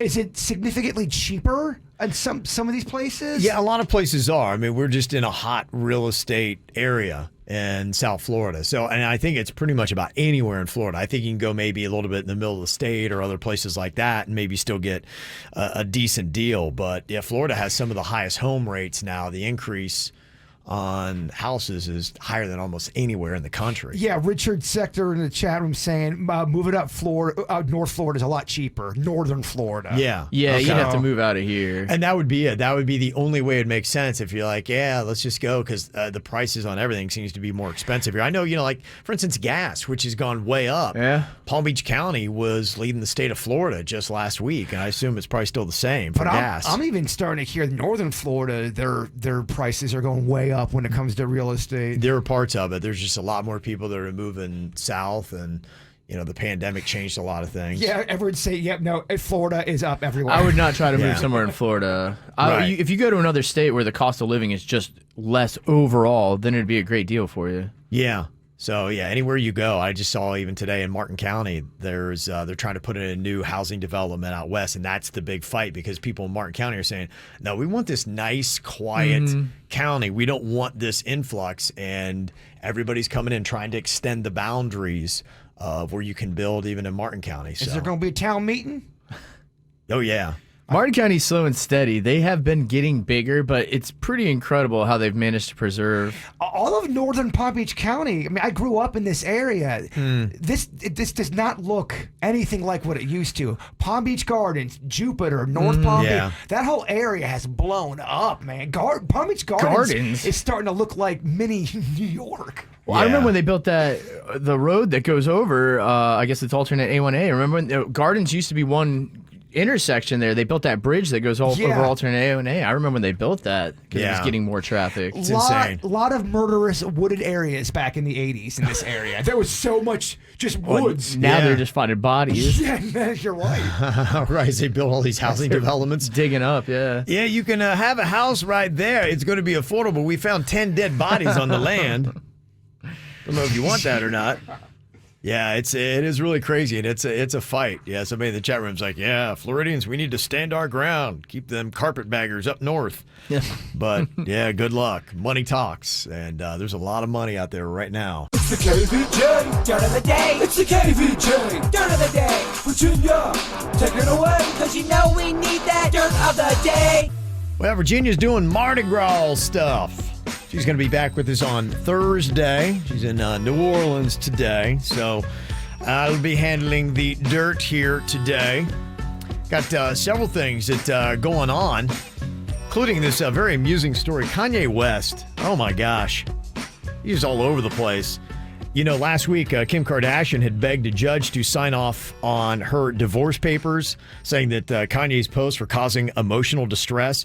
So Kanye's response to that, he's claiming that Kim Kardashian can't prove that he wrote the nasty social media posts about her and her boyfriend Pete Davidson. Therefore, it cannot be used as evidence in their divorce battle. His attorney is saying that the messages are hearsay and inadmissible in court. But earlier this month, Kanye West wrote that he was taking accountability for his social media rants about Kim Kardashian and her boyfriend Pete Davidson. So he earlier says, yeah, I was doing it. And now in court, he's saying, oh, no, I didn't do it. So wait, what? He also apologized for his use of all caps in the since deleted posts, acknowledging that it makes people feel like I'm screaming at them. So he admitted to doing the posts that now his attorney's saying he didn't do, or you can't prove. Be like, okay, we can't prove it, but we have you written down on social media saying that you did it. I don't know. It seems like the typical kind of Kanye West doesn't make a lot of sense kind of defense. Get off social media, get in the studio, Kanye. That would probably be it. Put into the music. Well, I'm kind of curious how Donda 2 is. They finally got all the songs out there. I think there was like maybe 14, 16 songs, something like that. It was supposed to release. It was last Tuesday when he did the Donda 2 premiere in Miami at Lone Depot Park. Did you like the first Donda? I didn't really hear much of it. I know we played like 2 or 3 clips, and there wasn't anything that really jumped out to me. Somebody defended it, did a text in, said, no, there were some, good songs on there. But, my point to that was, is there another Gold Digger or a song of that caliber? Or are we kind of getting, at least to me, where Prince was at the end of his career, where if you were a diehard fan, you liked it, but the mainstream would hear it and be like going, I really don't get what he's doing. I almost feel like Kanye West is kind of in that phase of his career right now. Was Prince getting out there with his music? Did he was he doing He was always releasing a lot of stuff, yeah. But was it still Prince and it just people weren't backing it? Or did Prince go into an avenue of, like, what is that? Yeah, it got real artsy and weird and jazzy. It was kind of almost like jazz numbers. And he, I think, really kind of stopped trying to do the pop music. And then I think he really cleaned up the music, too. I think they tried to get away from a lot of the sexual imagery he had earlier in his career. So I don't know if anybody got Donda. You did pay, I think it was $230 to get that.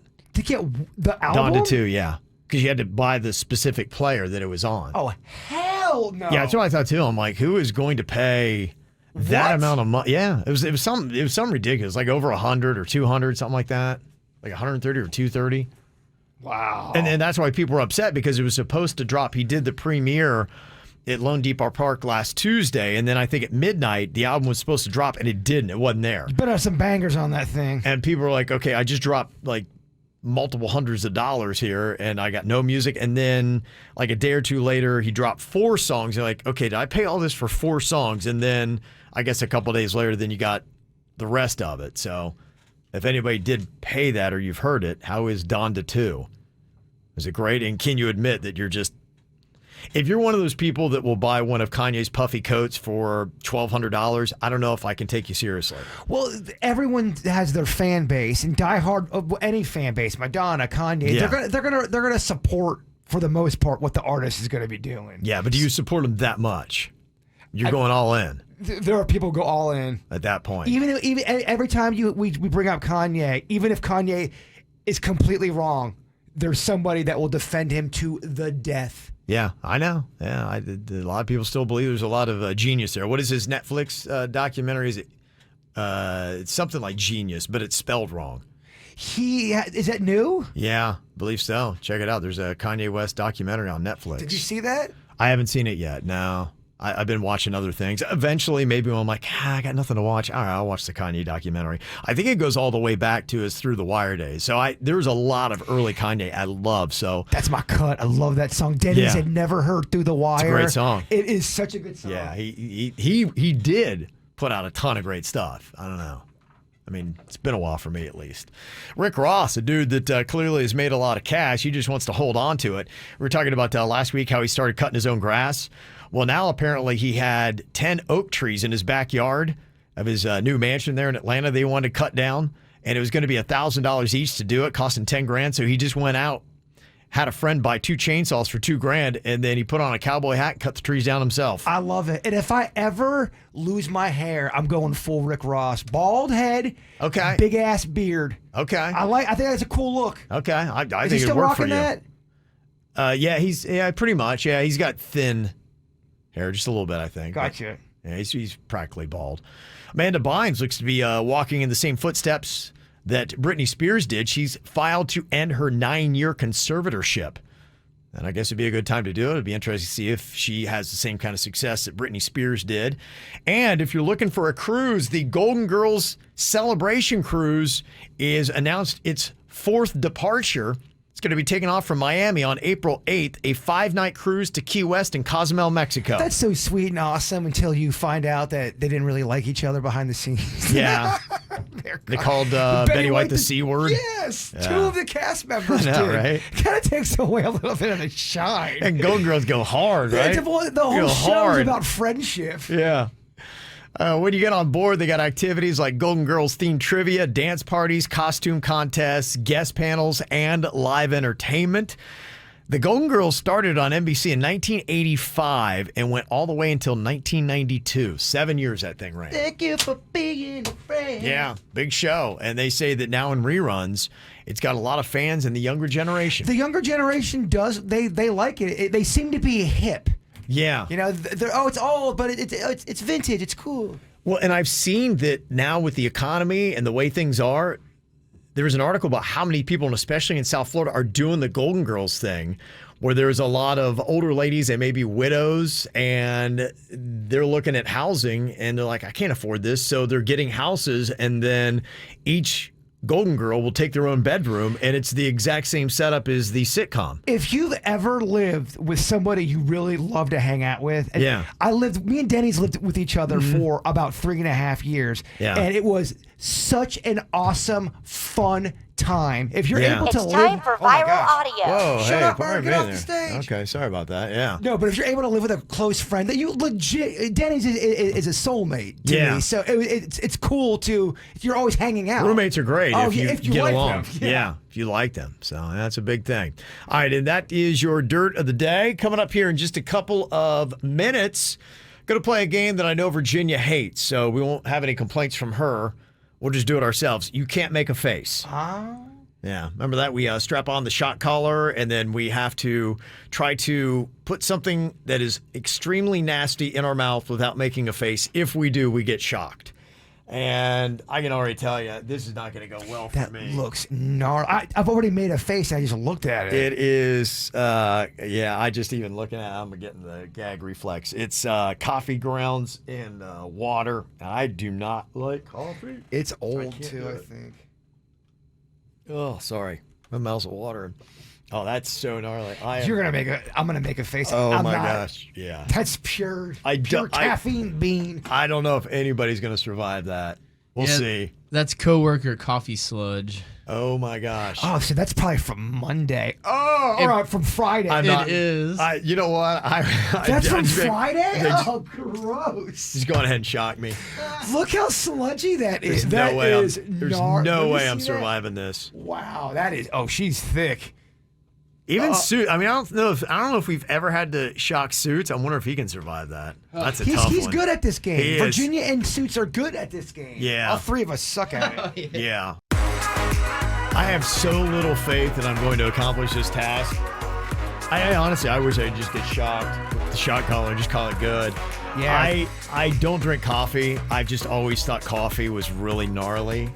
And it just, it hits my gag reflex like crazy, dude. This is gonna really suck, man. This is going to suck. This is you can't make a face. Oh my gosh, I can feel that shot collar. It's already on my leg here. The rules of the game: if you make a face after taking a scoop of this coffee sludge into your mouth, then you get hit with the shot collar. Just, I'll just say, give me a second after I do this because I know I'm getting shocked. I just don't want to spill the whole coffee thing. Oh my gosh, this is going to be terrible. I am catching a whiff of it, and it is hitting the gag reflex, y'all. Oh, yikes. This is going to be messy and awful. Just don't think about how it's from Friday. Oh, jeez. So gnarly. Man. I cannot power through this. I scooped it out of the bin. Virginia's so happy she's missing this. She's in New Orleans right now, and so I figured we'd bring this back because I know she hates this bit. There'd be so much complaining. Yeah. Oh, Kev, I don't want to do a Kev. It on Netflix. Yeah. All right, I'll start us off here. gosh. Like I said, just give me a second to put this down. Because Yes. you're already making a face right now. You're right. I mean, I already need to be shocked. I'm going to get shocked, but I don't want to spill this all in the controls. And if I get hit with the shot collar, I will. Let me put it down calmly, and then, oh my gosh. Yeah, I'll watch for the cue. I got us all. We all each have our own spoon, Okay. so we'll just each scoop out of that. Why thing. make it? Let's make it extra gross. I'll use the same spoon. Trying to meditate here. I'm trying to think through this. I'm Get not it. thinking about coffee grounds and how gross this is. I mean, if you see it on KVJ TV, just take a look at that. It's just sludgy mess. All right, that's it. I'll make sure I save you guys some. Okay, all four of us, myself, Jay-Bird, Denny, Suits, going to be trying this here. Got to stir it up, make it all nice and good. All right, you can't make a face. Gosh, there's no... I don't care about the shock. I care about this. This is really in my head, man. Holy crap. Take a deep breath. Oh, dude. Take a deep breath. Oh, dude. Oh, my gosh. Oh, Wait, hold on. We gotta wait 1 second, Kevin. Wait 1 second. Denny says we gotta make sure we get this on film. oh bird. Oh, All bird. right, hold on. Okay. You may go, Kevin. I can smell it over here. Okay. I got this. You got this, Kevin. You got this. Oh yeah, Get him, Denny. Shock him. Shock him. Get him. It's enough, Denny. Oh It's enough. man, Oh, my God. I have to enjoy the shocking because I know I'm gonna get shocked too. It hits you pretty quick. Man, I can smell it. People are saying in the chat room that old coffee grounds they get moldy quick, like quick. It might be. It might be. It's so bad. I'm sure it was. Oh, it's just shocking. Oh my gosh, that is so bad, y'all. I think it went up into my nose. Oh man, that is like drinking out of an ashtray. That is what that tasted like. Wow, I gotta tell you though, even at your age, you are moving real quick. Yeah. I got me. Oh, it's nice, man. Get you on the I football have field. It's like I have cigarette and coffee Oh, breath. your face looks. It's rough. It's rough. It's Yeah, rough it smells to like watch. cigarettes, like an It ashtray. does. Are smells we like- sure that in an ashtray? It smells like a bar, like an old, It does. grimy bar where there's been a lot of regret. Like an old motel that somebody smoked in. It does. It reminds me of that New Jersey motel with the meth. Weird. Oh, my, I think I would rather lick the bar at the Snuggery than do that again. Oh, Oh, that's tough. All right, no. sweet Denny's, you got this. I don't feel like this. All right, I'll be Oh, the it's one that bad. shocks you. Oh, it's bad. Get it in there, Denny's. Get it in there. Coffee grounds, you can't make a face or you get shocked with the shot collar. Ooh. What's the shock button? So I'll make sure I get you. This top one. Gotcha. All right. Okay, maybe you won't. Maybe you won't make a face. Dude. I make a face every time. This game is literally just me getting shocked while I throw up. Okay, do you need the trash can? I'll walk over there as I'm being electrocuted. Okay, all right. Because I can already foresee what's going to happen here. Okay. Gosh. All right, Denny's can't make a face. Well, he's got the shocker. All right, down the hatch. Okay. Oh, he's taking it in gingerly. Oh. No! Stop! Stop! Oh, it's so bad. Oh, it's everywhere. It's so bad. Oh my gosh. Look at his face. He's got murky coffee grounds just running down his lips. Stop! Stop! No! Oh, God. Oh my gosh! Oh, my Wow! gosh. That's hilarious. Are you okay? It went exactly how I predicted. Oh man, that's so bad. Oh, I can't wait to see what Suits can do it. I have to clean up over here it's now. terrible. Oh, the grounds get they swim right through your teeth. It's all over me. I'm spitting. It's still black. Oh, it's just terrible. Jeez, it's This may be all one of the over me. worst ones we've done. Gosh. It's so bad. Okay, sludged up coffee grounds here. Can't make a face. Bird is strapping on the shot collar. Suits is on deck to go next. Look at those calves popping. Oh yeah. Oh, you got great calves. Thanks, guys. I appreciate it. Okay. Are you It's so spoon- bad, Bird. Oh, I should move my computer. You should, because it's so bad. It's so bad. Oh, it's so bad. Like I said, it's like if you put water in an ashtray and just drank it. Well, it don't smell right. No, no, there's something funky with that. It's murky. Down the hatch. How long I gotta hold it for? I put it in my mouth and it came out. So I mean, I don't know. Me too. Yeah, whatever you want to do. Oh, that's a nice healthy spoonful there. It's a good. Oh, that's so gross. All right. Oh my gosh. Okay, Bird's got it in his mouth. Okay, take it. Oh, okay, stop it. Please stop. Please stop. Look at your mouth. Oh, dude. Oh, You look like You look when that kid had the ink pen explode in his mouth in school. it tastes like an ashtray. Oh, it does, doesn't it? Oh, Just like an ashtray. Oh, it's the worst thing ever. Oh my gosh. Wow.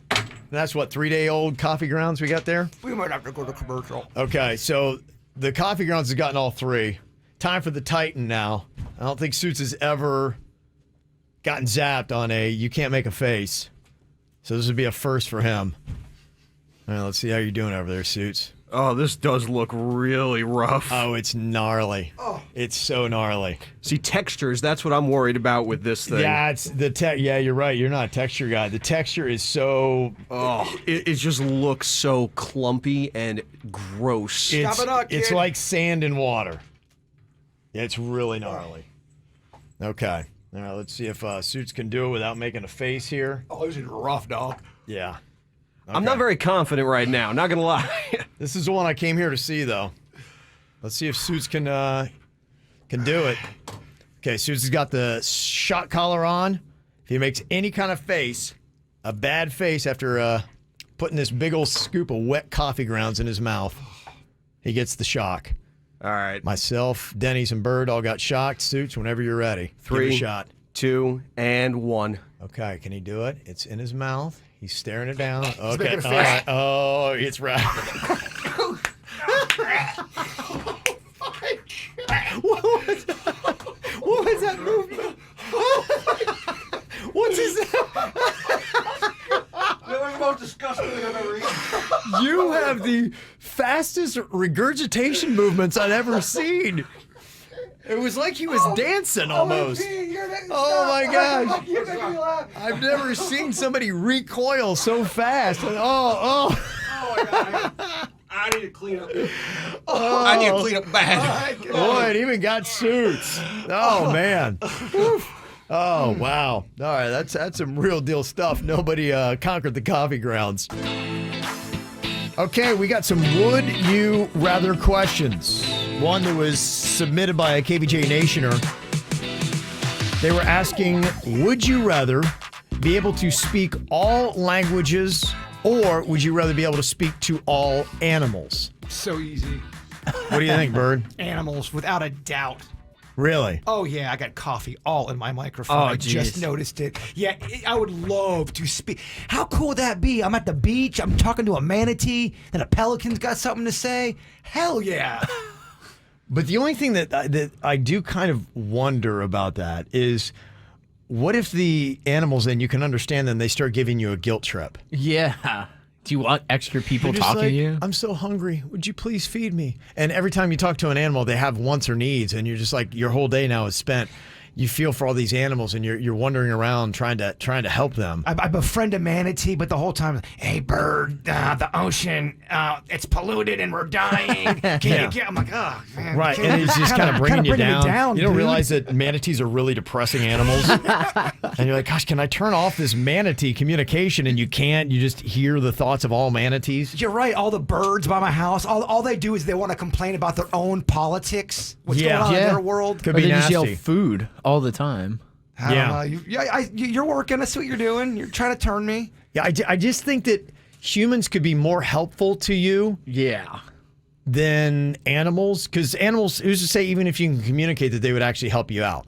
Because, you see like an Aquaman and they do what he says, but that's persuasion on top of communication. They may be like going, screw you, dude. I got things to do, man. Which they would. Yeah. What if I try to chill with the manatee and the manatee don't want to chill with me? Could be. They don't have etiquette, so of course they're going to be way rude. Mm-hmm. I may. think we think they don't have etiquette. I mean, their etiquette's going to be different than our etiquette.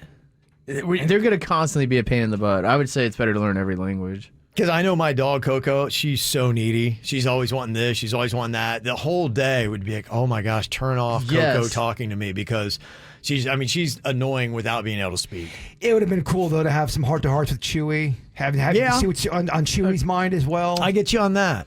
That would be good. That's the one win, but I think there's a lot of losses with that. So I'm going speaking all languages. What if we talked to our dogs and our dog, all they did was, this has been the worst experience of my life. You're horrible. You're a horrible dog dad. Oh, I know. Wouldn't that be terrible? He's saying the guilt would be awful. That's why when you parents and you raise these kids and you love these kids and then they say, screw you, Dad. Like, What if Chewy said, every time you walk out the door, I think you're dead? And you're like, please don't do that to me. Please don't leave me again. Can you imagine that? You're trying to leave for work and Chewy's like, don't, I know you're going to die. Don't do that. And you're like, oh my gosh. Horrible. Yeah. Yeah, no, I hear you, man. It's messing with my head. Yeah. Might be too much. Okay. Would you rather have a mullet for a year or be bald? No wigs you can use for 6 months. Mullet for a year or bald for 6 months? Honestly, neither one of them scare me. Yeah. Okay. I'm gonna go mullet because it's fun. It's gonna create conversation. And it's a hair. peacock. I had a mullet once upon a time, and there are some people in certain parts of America that argue I look my best with one. Oh, Kevin slayed back in the day. Oh, with I that did. Mullet. My hometown, mullets were and still are a big thing. He tamed it, dog. I'd probably pick mullet too.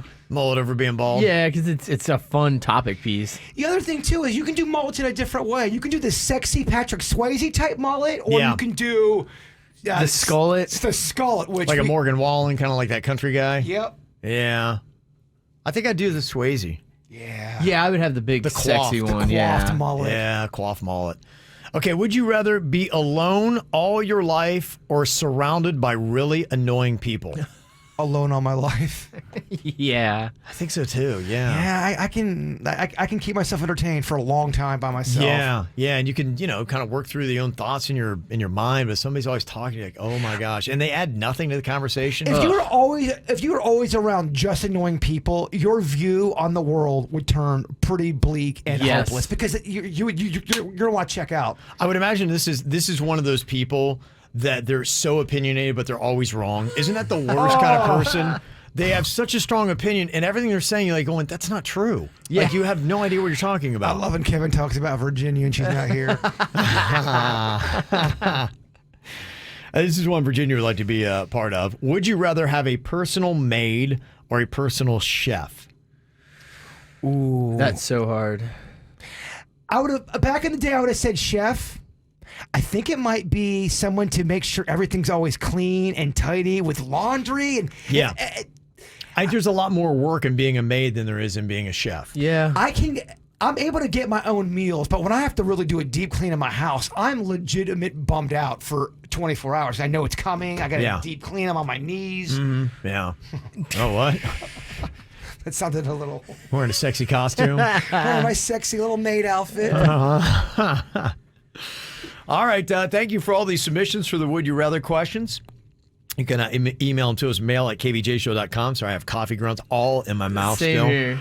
It's like everybody's shaking their head. Yeah. As soon as there's some caught right in the back of my under the tongue, all the way in the back. It's like a soft coffee ground that you have to chew or spit out. Yeah. It's the As worst. soon as I think I get them all, then another one comes forward. I swallowed quite a bit. I swallowed a fair amount. I had a bunch in my mustache too, which kind of fell into my mouth, which kind of grosses me out even more. Yeah, I had vertigo really bad during the show at the beginning part, and now I have severe nausea. I don't feel awesome.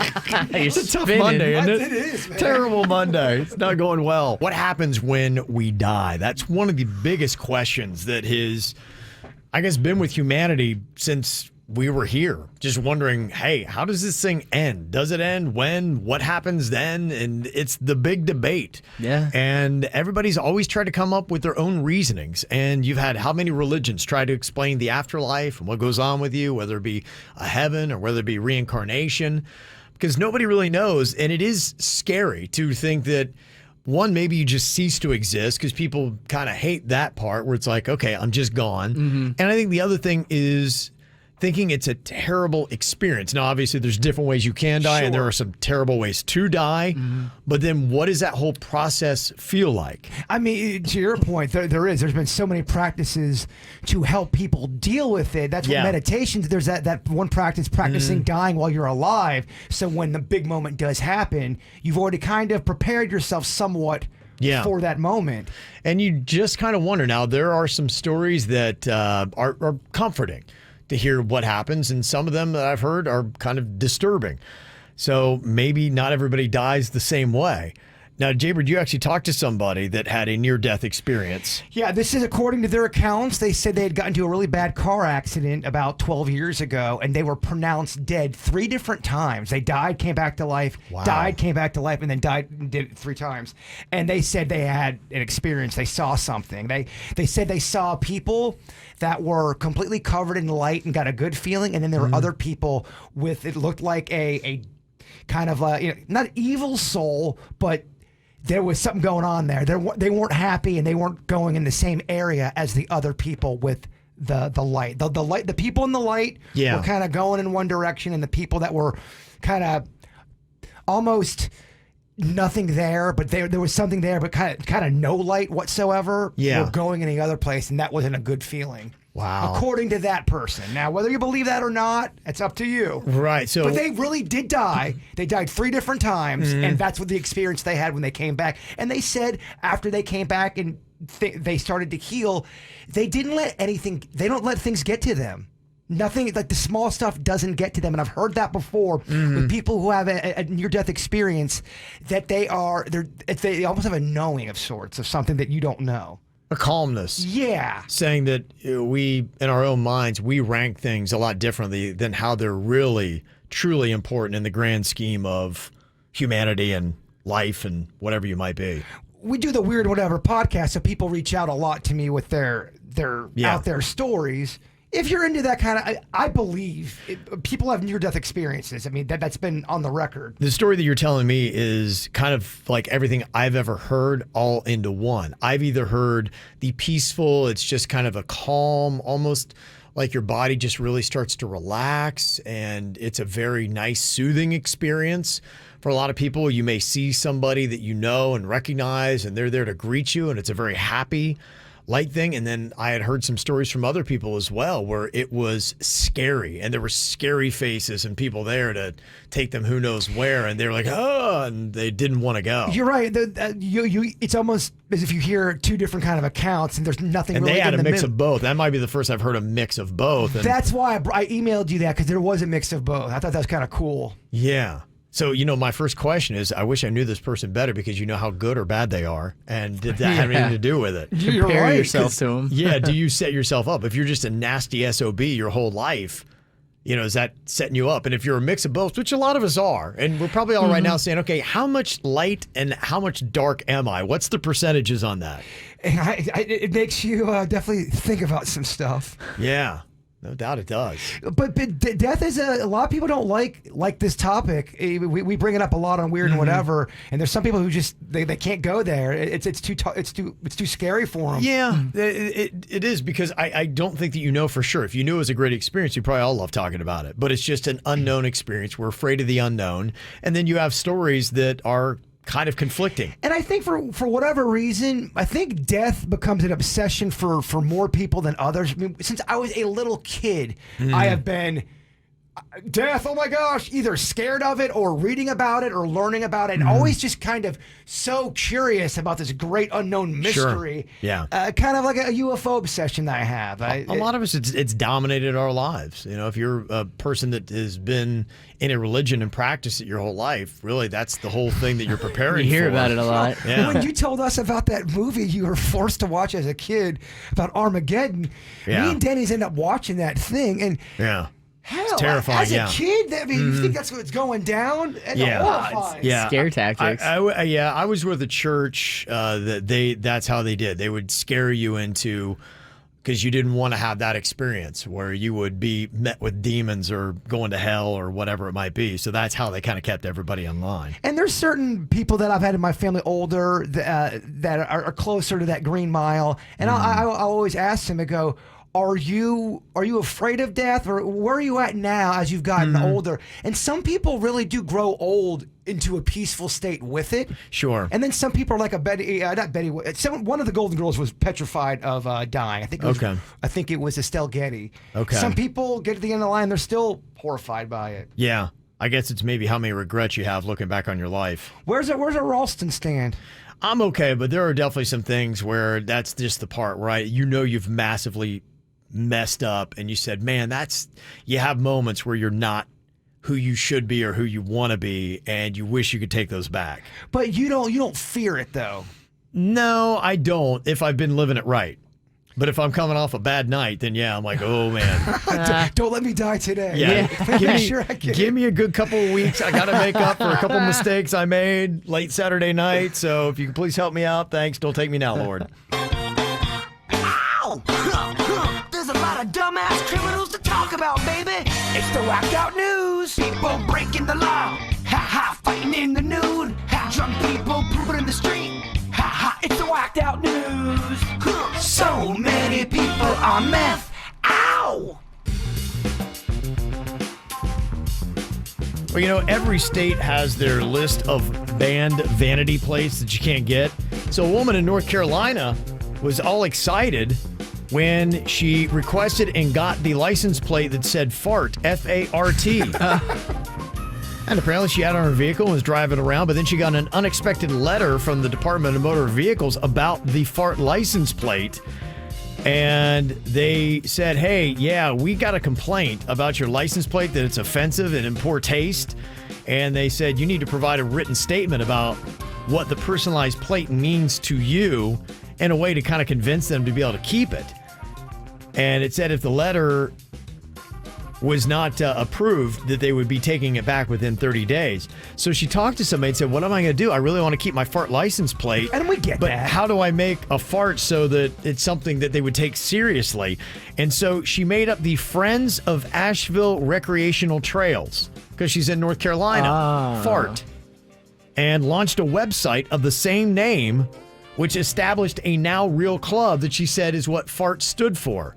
Sadly, she did all that work and the DMV still didn't buy it, and they took her plate back. Come on. Shame. You know what? Yeah. They sent her on a fool's errand. They were never going to give it to her. I know, right? Yeah. They just thought she would probably give it right back, and then when she actually did the work and came up with a legit reason for fart. For red tape purposes, they go, oh, yeah, go get the paperwork, but fool's errand. Dennis. Never had an intent. Yeah. That's wrong. I remember when I lived in California, the town that I was in, they actually debuted their new bus system without even thinking. It was called Fresno Area Rapid Transit. And they did a whole press conference, and then like somebody's like going, do you guys realize that spells out fart? And they're like, next day they had a different name. That's awesome. Amazing. It was like at the press conference, somebody's like, yeah, you guys do realize that spells fart, right? No, I didn't. There's a recent study at Penn State that found it might be better if we just made most of our turns not going left. They said it's left turns that cause all of the accidents. And they used a bunch of algorithms to try to figure out the best way to keep traffic moving and preventing accidents. And according to the simulations they ran, they found that traffic would move smoother if we would ban left turns at more intersections. In general, the most efficient setups ban left turns near the middle of metropolitan areas, and then as you get out further away from the high congestion, then you can start making left turns. But they say that's what causes a lot of problems inside cities is left turns. How bad or what chaos ensues if all of a sudden, out of the blue, the government says, we have a new law, you all have to drive on the other side of the road like England. Oh, my gosh. Could you imagine? Yeah, day It'd one. be chaos. Good Lord. It would probably take me 10 years to break that habit. Oh, my It would take gosh. a long time. If all of a sudden they say we have to do it, there would be so many people killing each other. It'd be... Well, can you imagine a drunk driver? Yeah. Oh, my gosh. Now trying to adjust and try to remember while they're hammered. Now you got to drive on the other side of the road drunky. If you visit the Cayman Islands, when you cross the street, it's so hard because you have to look opposite. Instead of looking left and right, you have to look right and left. It throws off your whole day. Yeah, it does. What are you doing in the Cayman? Something shady? No, back in the day. Yeah, I got offshore accounts. There's a 36-year-old Houston man that's in jail after allegedly shooting at restaurant workers because they didn't give him enough barbecue sauce. Yeah, you can't do that. I mean, come on, dog. What's up with that? I love sauce. You guys know I love sauce, but this is too far. Come on now. He calls the restaurant angry, upset because they did not give him enough barbecue sauce and is to go order. Now he's verbally threatening them.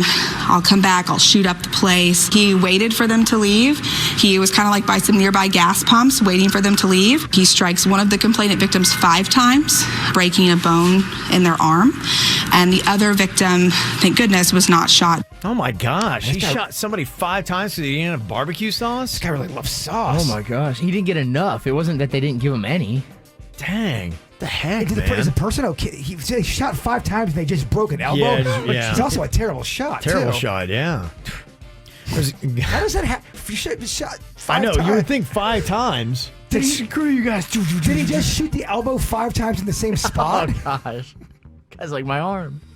There's a guy in Pennsylvania tried to steal a truck at a car wash, but the owner caught him in the act. He held him down and made him call 911 on himself. That is awesome. Please say there's video. That is a great finishing move right there. I love that. When they get the criminal tries to get away, then there's a stronger dude that holds him down. Yeah, no, you're calling 911 on you.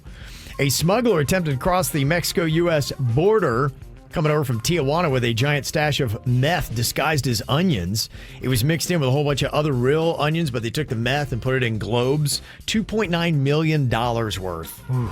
Almost 1,200 packages of meth. Wow. They had. Gosh. They were undone by the canine drug dogs. There was a man that got suspected in a series of Central Florida crimes that broke a beer bottle over his head and then got shot by a sheriff's deputy who thought the sound was a gunshot.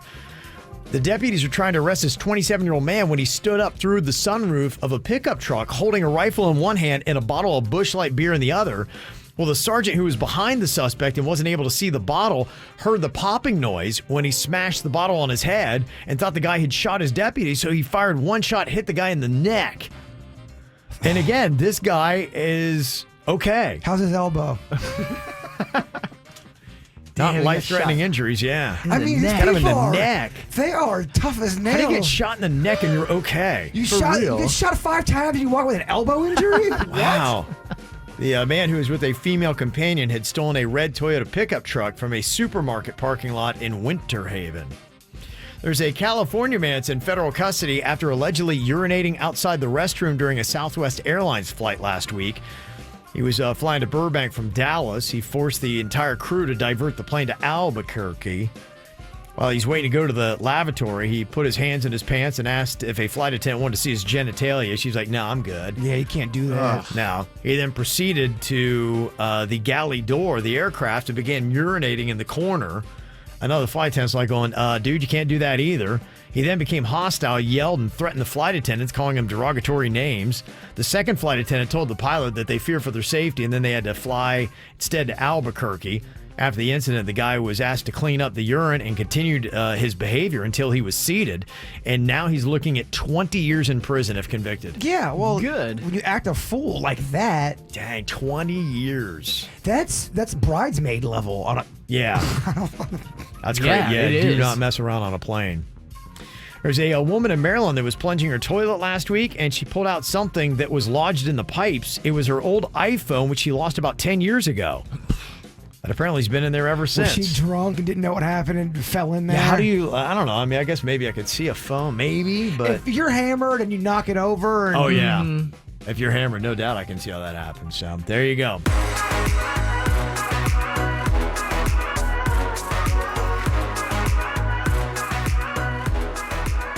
Well, we got an email. Somebody wanted to know if their husband should be contacting their high school girlfriend on Facebook. This email said, yeah, my husband doesn't spend a lot of time on social media, so when I saw his Facebook page open on his laptop, I took a glance. And I asked him, yeah, who's that woman there that you're messaging? And he's like, oh, it's just an old high school friend. I'm like, friend? He's like, well, I mean, you know, we dated for a while. And she's like, okay. Apparently, the old friend / girlfriend recently got on Facebook after a divorce. So here we go. Yeah, she's now not, you know, it went from, okay, who are you chatting with to, all right, I don't like this at all. And of course not. Yeah, and she's like, I told him I didn't think it was appropriate for him to reach out to his high school ex. And he's like, first of all, that was a long time ago.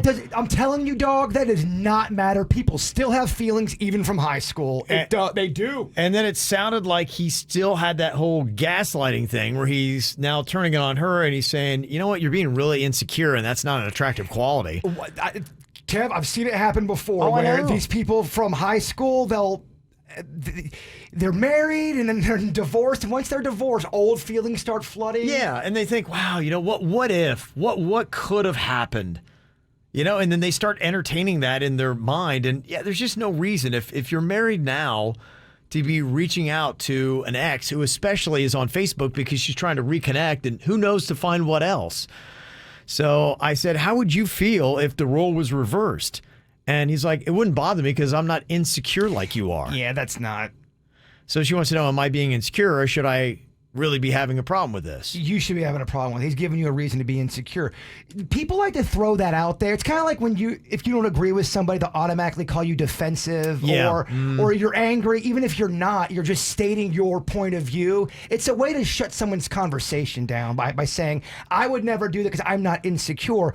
Well, yeah, there's a stigma about being too insecure, but humans do things in relationships that make people insecure. There's a reaction to that. Well, it's exactly the definition of gaslighting. Yeah. And that's kind of what it is you try to, you know, spin it around on somebody and make them think that they're crazy for feeling the way they do. But yeah, I would imagine a majority of people, I have Suits actually put up a poll so you can get an answer here.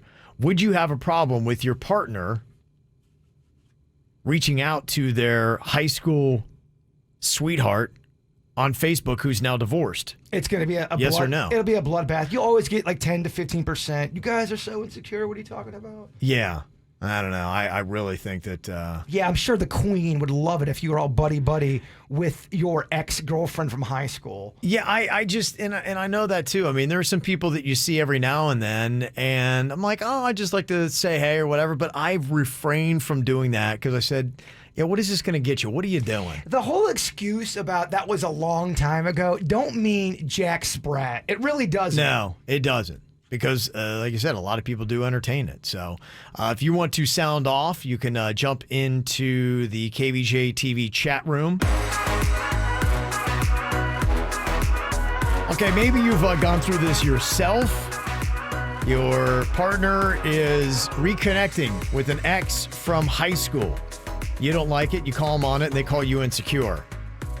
Okay, that's what's going on in the email that we got here. Somebody texted and said, yeah, I would shut that you-know-what down now, and then I'd kick my husband's ass.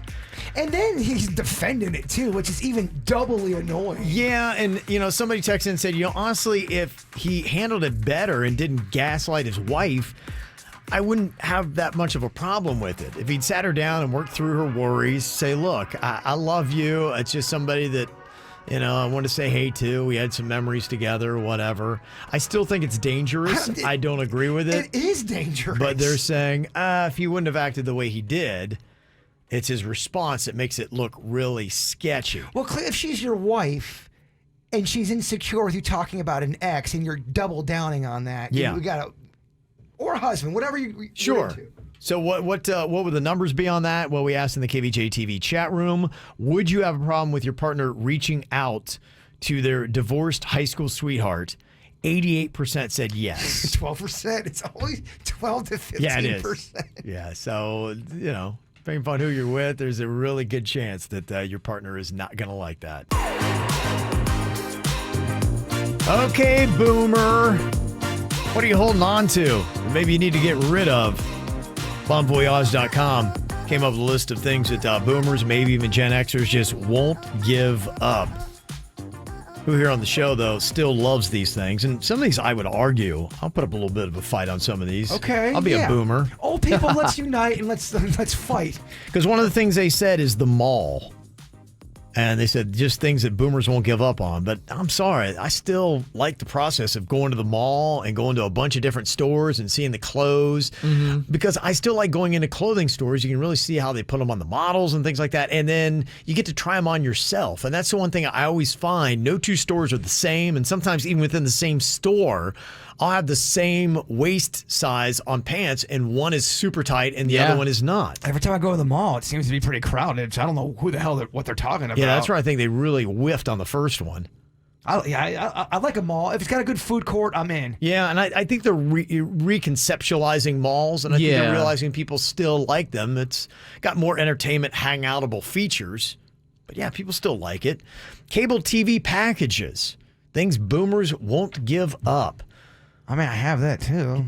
Yeah, I do too. And, there's a part of me that, I still like it. The thing that's tough for me is that where everything is. You still got all your stuff right there. Mm-hmm. And love it or hate it, I will go, like, for instance, like I said, I was plugged in all weekend long seeing the Russian invasion of Ukraine, watching that. And it was so easy to find You are so adult. I know. Finding the news networks and then going over to sports and things like that, it still is just a lot more convenient to me. I know you can get other things that have that package, but really you're just doing the same thing but someplace else. So what's wrong with having a cable TV package? I think if they reduce the rate of it, it could come back in style. I think it just got a little out of control. I'm looking at mine. That's why I was trying to do the Red Wedding over the weekend, which I forgot to do because I'm not gonna lie, the whole tequila thing on Friday threw you off. Really kind of took my booze weekend. Will get you out of step, man. And the whole weekend was just it changed. And that tequila really did, or whatever the hell I drank. Yeah, I don't even know. Yeah. I don't know what I was saying. It was tequila, yeah. Other things boomers won't give up, 24 hours news networks.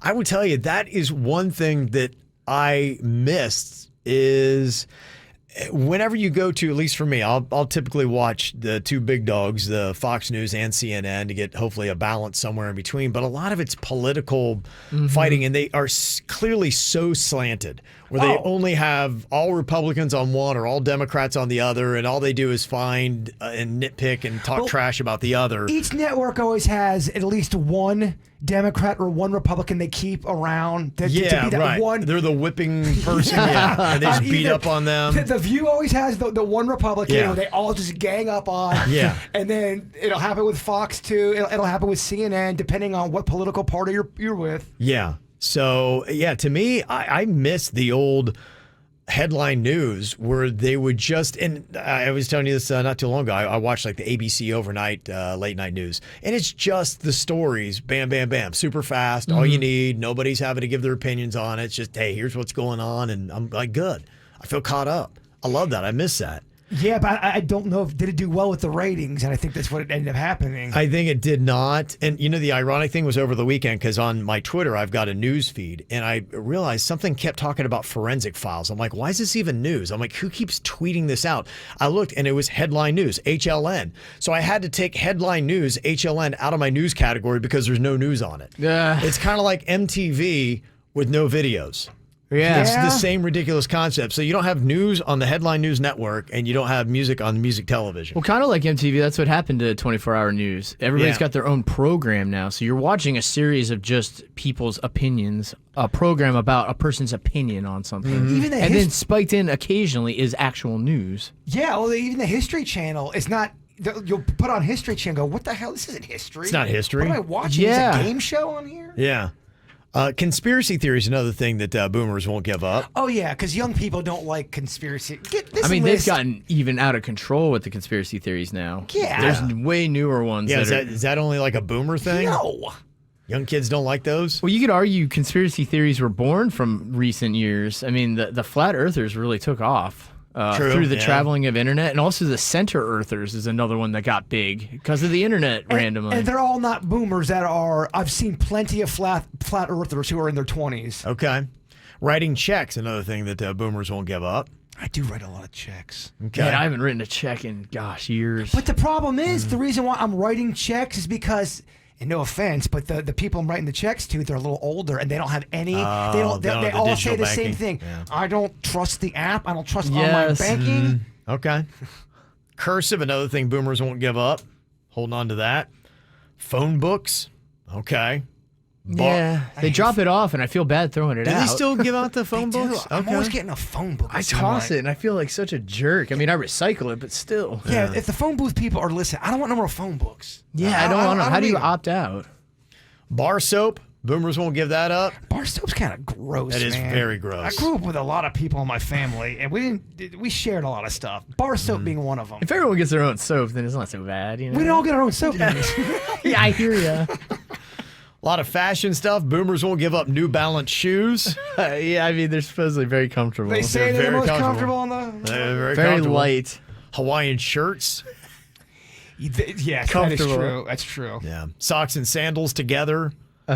Crocs. I love Crocs. Okay. I think the young generation loves Crocs, too, because I see a lot of kids wearing them. Yeah, didn't Post Malone have his own little brand of Crocs? You know what I noticed? A lot of the new shoes, if you look at new shoes, they're Velcro.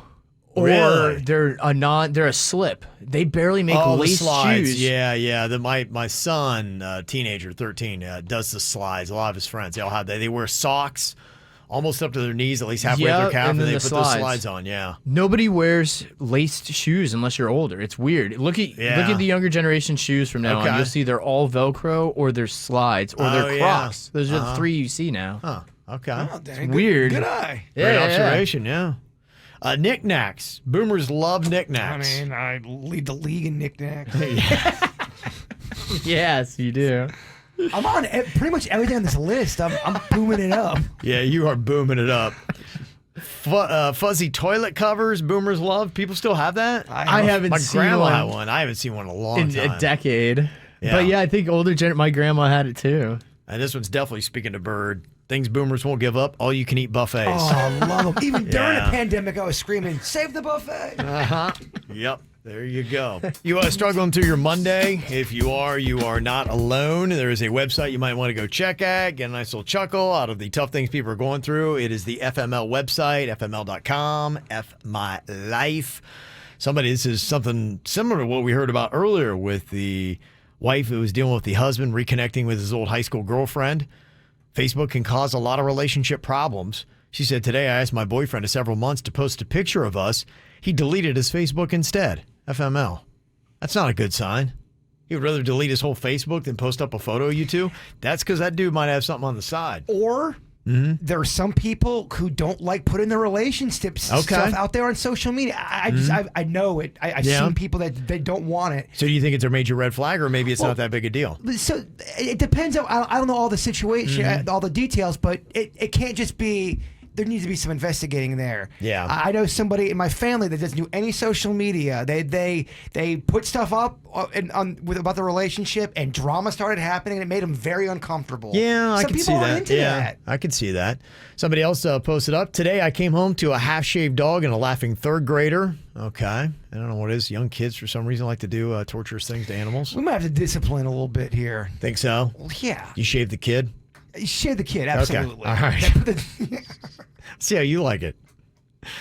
Another person posted up on the F My Life website. Today, my therapist started laughing while I was telling my story, saying, I'm so sorry, but this is hysterical. I was telling him my history of failures in dating. Do you get upset if your therapist starts laughing at a painful story in your life? It depends on what kind of story. If I'm telling a story and it's kind of like you're doing some self-deprecating stuff, I can get why someone laugh. But if you're like, yeah, and then the car hit my mom, yeah, I would be a little upset. Dude, that's terrible. I can't even believe it. It's so hysterical. Yeah. Somebody said I had a party at my parents' massive house when they went out of town, and when they walked into a spotless house, my dad asked how the party was.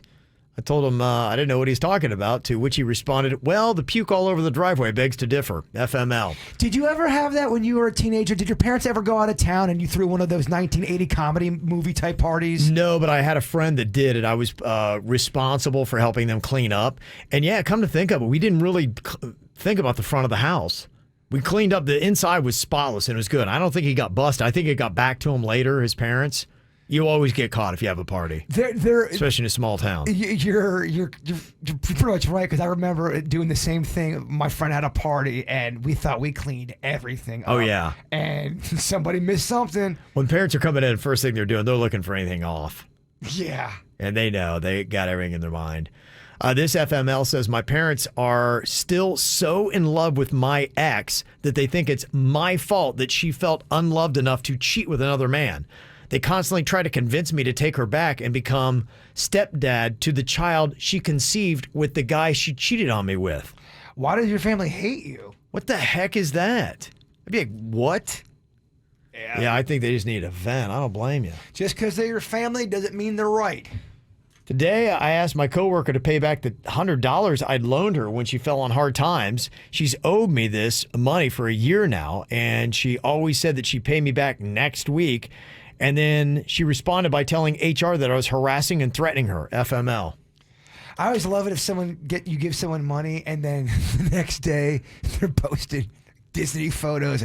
Oh, okay. Yeah, I get what you're doing. I guess I'm okay, but let me know that this is just Disney fun money. Don't make me think that like you're buying food for your baby. Yeah. And then you go to Disney. This FML said, today I met my new college roommate. The first thing she says is an announcement of where she'll hang her Confederate flag on the wall. I'm black. FML. Oh, boy. Well, you might want to go talk to somebody about moving that room then. Somebody else said, today I reported my neighbor to the leasing office for never picking up her dog's poo.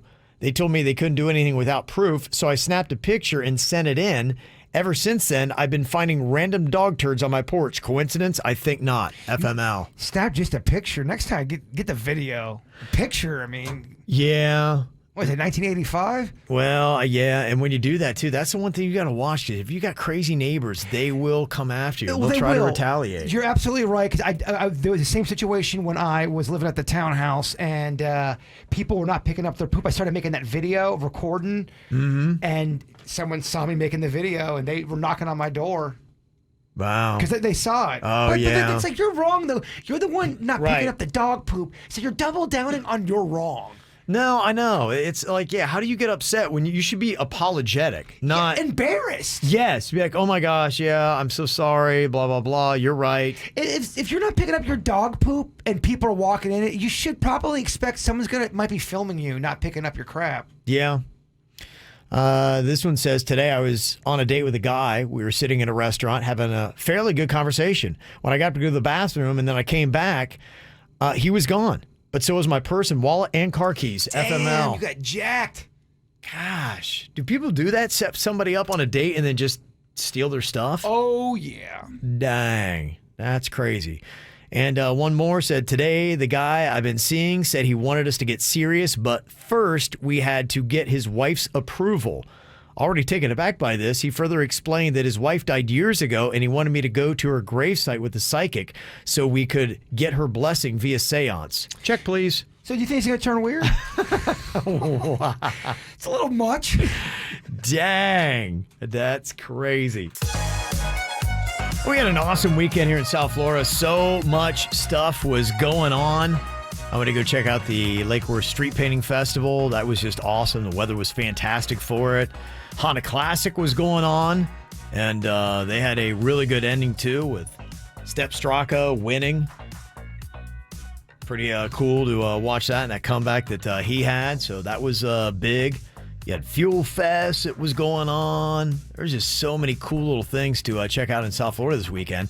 And the other thing that was supposed to be going on this weekend that didn't, opening day for spring training. Wah, wah, wah, wah. Did not happen. And even if you don't like baseball, it's a big deal because it brings tens of millions of dollars into our local South Florida community. And that money is not going to be happening. And, we've had to go without that for the most part for the last couple of years because I think it was in 2019 where they just got it going. They played a couple games and then it got shut down. They didn't finish out spring training. So we kind of lost that year in 2020 and so it's been a while since you've had a full spring training here in South Florida, and it looks like we're going to be going through it again. Negotiations to try to get a deal between the players union and the owners is going to be starting at Roger Dean Stadium in Jupiter in 13 minutes, and today's the last day of negotiations. It's their 8th straight day, and apparently the sides are still very far apart. And if they can't figure it out, then it looks like they're going to be canceling some of the regular season as well. So I am not very hopeful that we're going to have any kind of spring training games here this year, unfortunately. So if you're one of those restaurants that relies on that and they say they get, they lose basically 50% revenue by not having spring training, a lot of them around the ballparks. That's who you feel bad for. You don't feel bad with the baseball players. They're going to be fine. No. The players will be losing $20.5 million in salary for each day that the season is canceled. So they'll be losing some cash, and that's a big part of the fight is they still want to get paid even though they're not playing, and the owner's like, no way. And it sucks, too, because there's probably some that do want to play. Sure. Yeah. But they got the old baseball union. Yeah, so anyway, that is a tough negotiation, and I don't know what's going to be the tough one. There's two big negotiations going on today. You got the players union and the owners, which actually might be nastier than the Russians and Ukrainians. I don't even know. There's another big negotiation that's supposed to be going down today. So you told me it was happening, the Ukraine-Russia thing, but is it now canceled? I haven't had a chance to really absorb a lot of news, but the last that I saw is it looked like Ukraine was kind of balking a little bit on the location at least. I wonder how many people have watched Rocky IV in the last couple days. Yeah, because that was very much the U.S.-Russian conflict. It was. It was going on. Yeah, it's just really kind of interesting. I was locked into all that over the weekend. Saturday Night Live had stuff, even the Screen Actors Guild Awards, some people were wearing little ribbons and things like that. I saw these people that were pouring their Russian vodka down the drain. Oh, Kevin, social media, there were so many things I saw. I was like, what the heck? Well, the one video that I saw about it, I didn't get it because a guy walked out of a liquor store with Russian vodka and he proceeded to pour it into the street and down the drain. And I'm like, dude, you just paid money. Like, they don't care what you do with the vodka after you paid for it. Go ahead and pour it down the drain, dummy. I'm like, you just gave him your money and now you've got this just because you want a viral TikTok video. I was like, did that guy think it through? With every kind of, this is an opportunity for people. You know? It is. Yeah, it is. And it was kind of interesting that I even saw there was one celebrity. I don't recognize her. She's on some TV show. She was calling out people for their virtue signaling and just trying to get involved with the whole Ukrainian thing. So it's like, I mean, if you want to give money to the cause, do that. You don't have to gloat about it or boast about it. There was the one actress I never heard of her. She did some poem. Yeah, she's the one with that, your mother, President Putin. Did you see that? I think she was on 90210. I guess maybe the newer version, but yeah, she got blasted. They were saying it was as cringy as the Gal Gadot Imagine video that she had done during the pandemic. Well, do you think Putin saw that? He's like, well, you know what? I'm going to change my ways. Yeah, right. Yeah, this has changed my mind. So it's going to be an interesting day with many tough negotiations going to be going down today. Now I got the After the Show podcast going to be coming up here for a Monday. Virginia is in New Orleans. Tomorrow is Mardi Gras. And then when it gets serious on Ash Wednesday, that's when she bolts. She's like, I don't want to deal with all that penance part. I just want to do the sinning. So she's going to be doing that today and tomorrow. Yeah, what are we doing for Fat Tuesday tomorrow? That's a big day for me, personally. Yeah, you got to blow it all out, huh?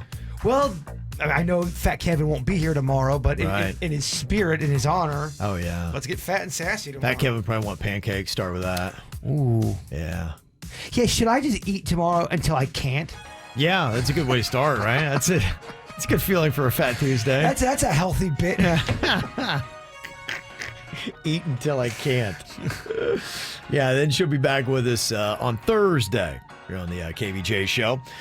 So we got the podcast going to be coming up, ATS. You can check that on YouTube or wherever you get your podcasts. And Jaybird is going to wrap it all up here today with his thought for the day. If it matters to you truly, you'll find a way.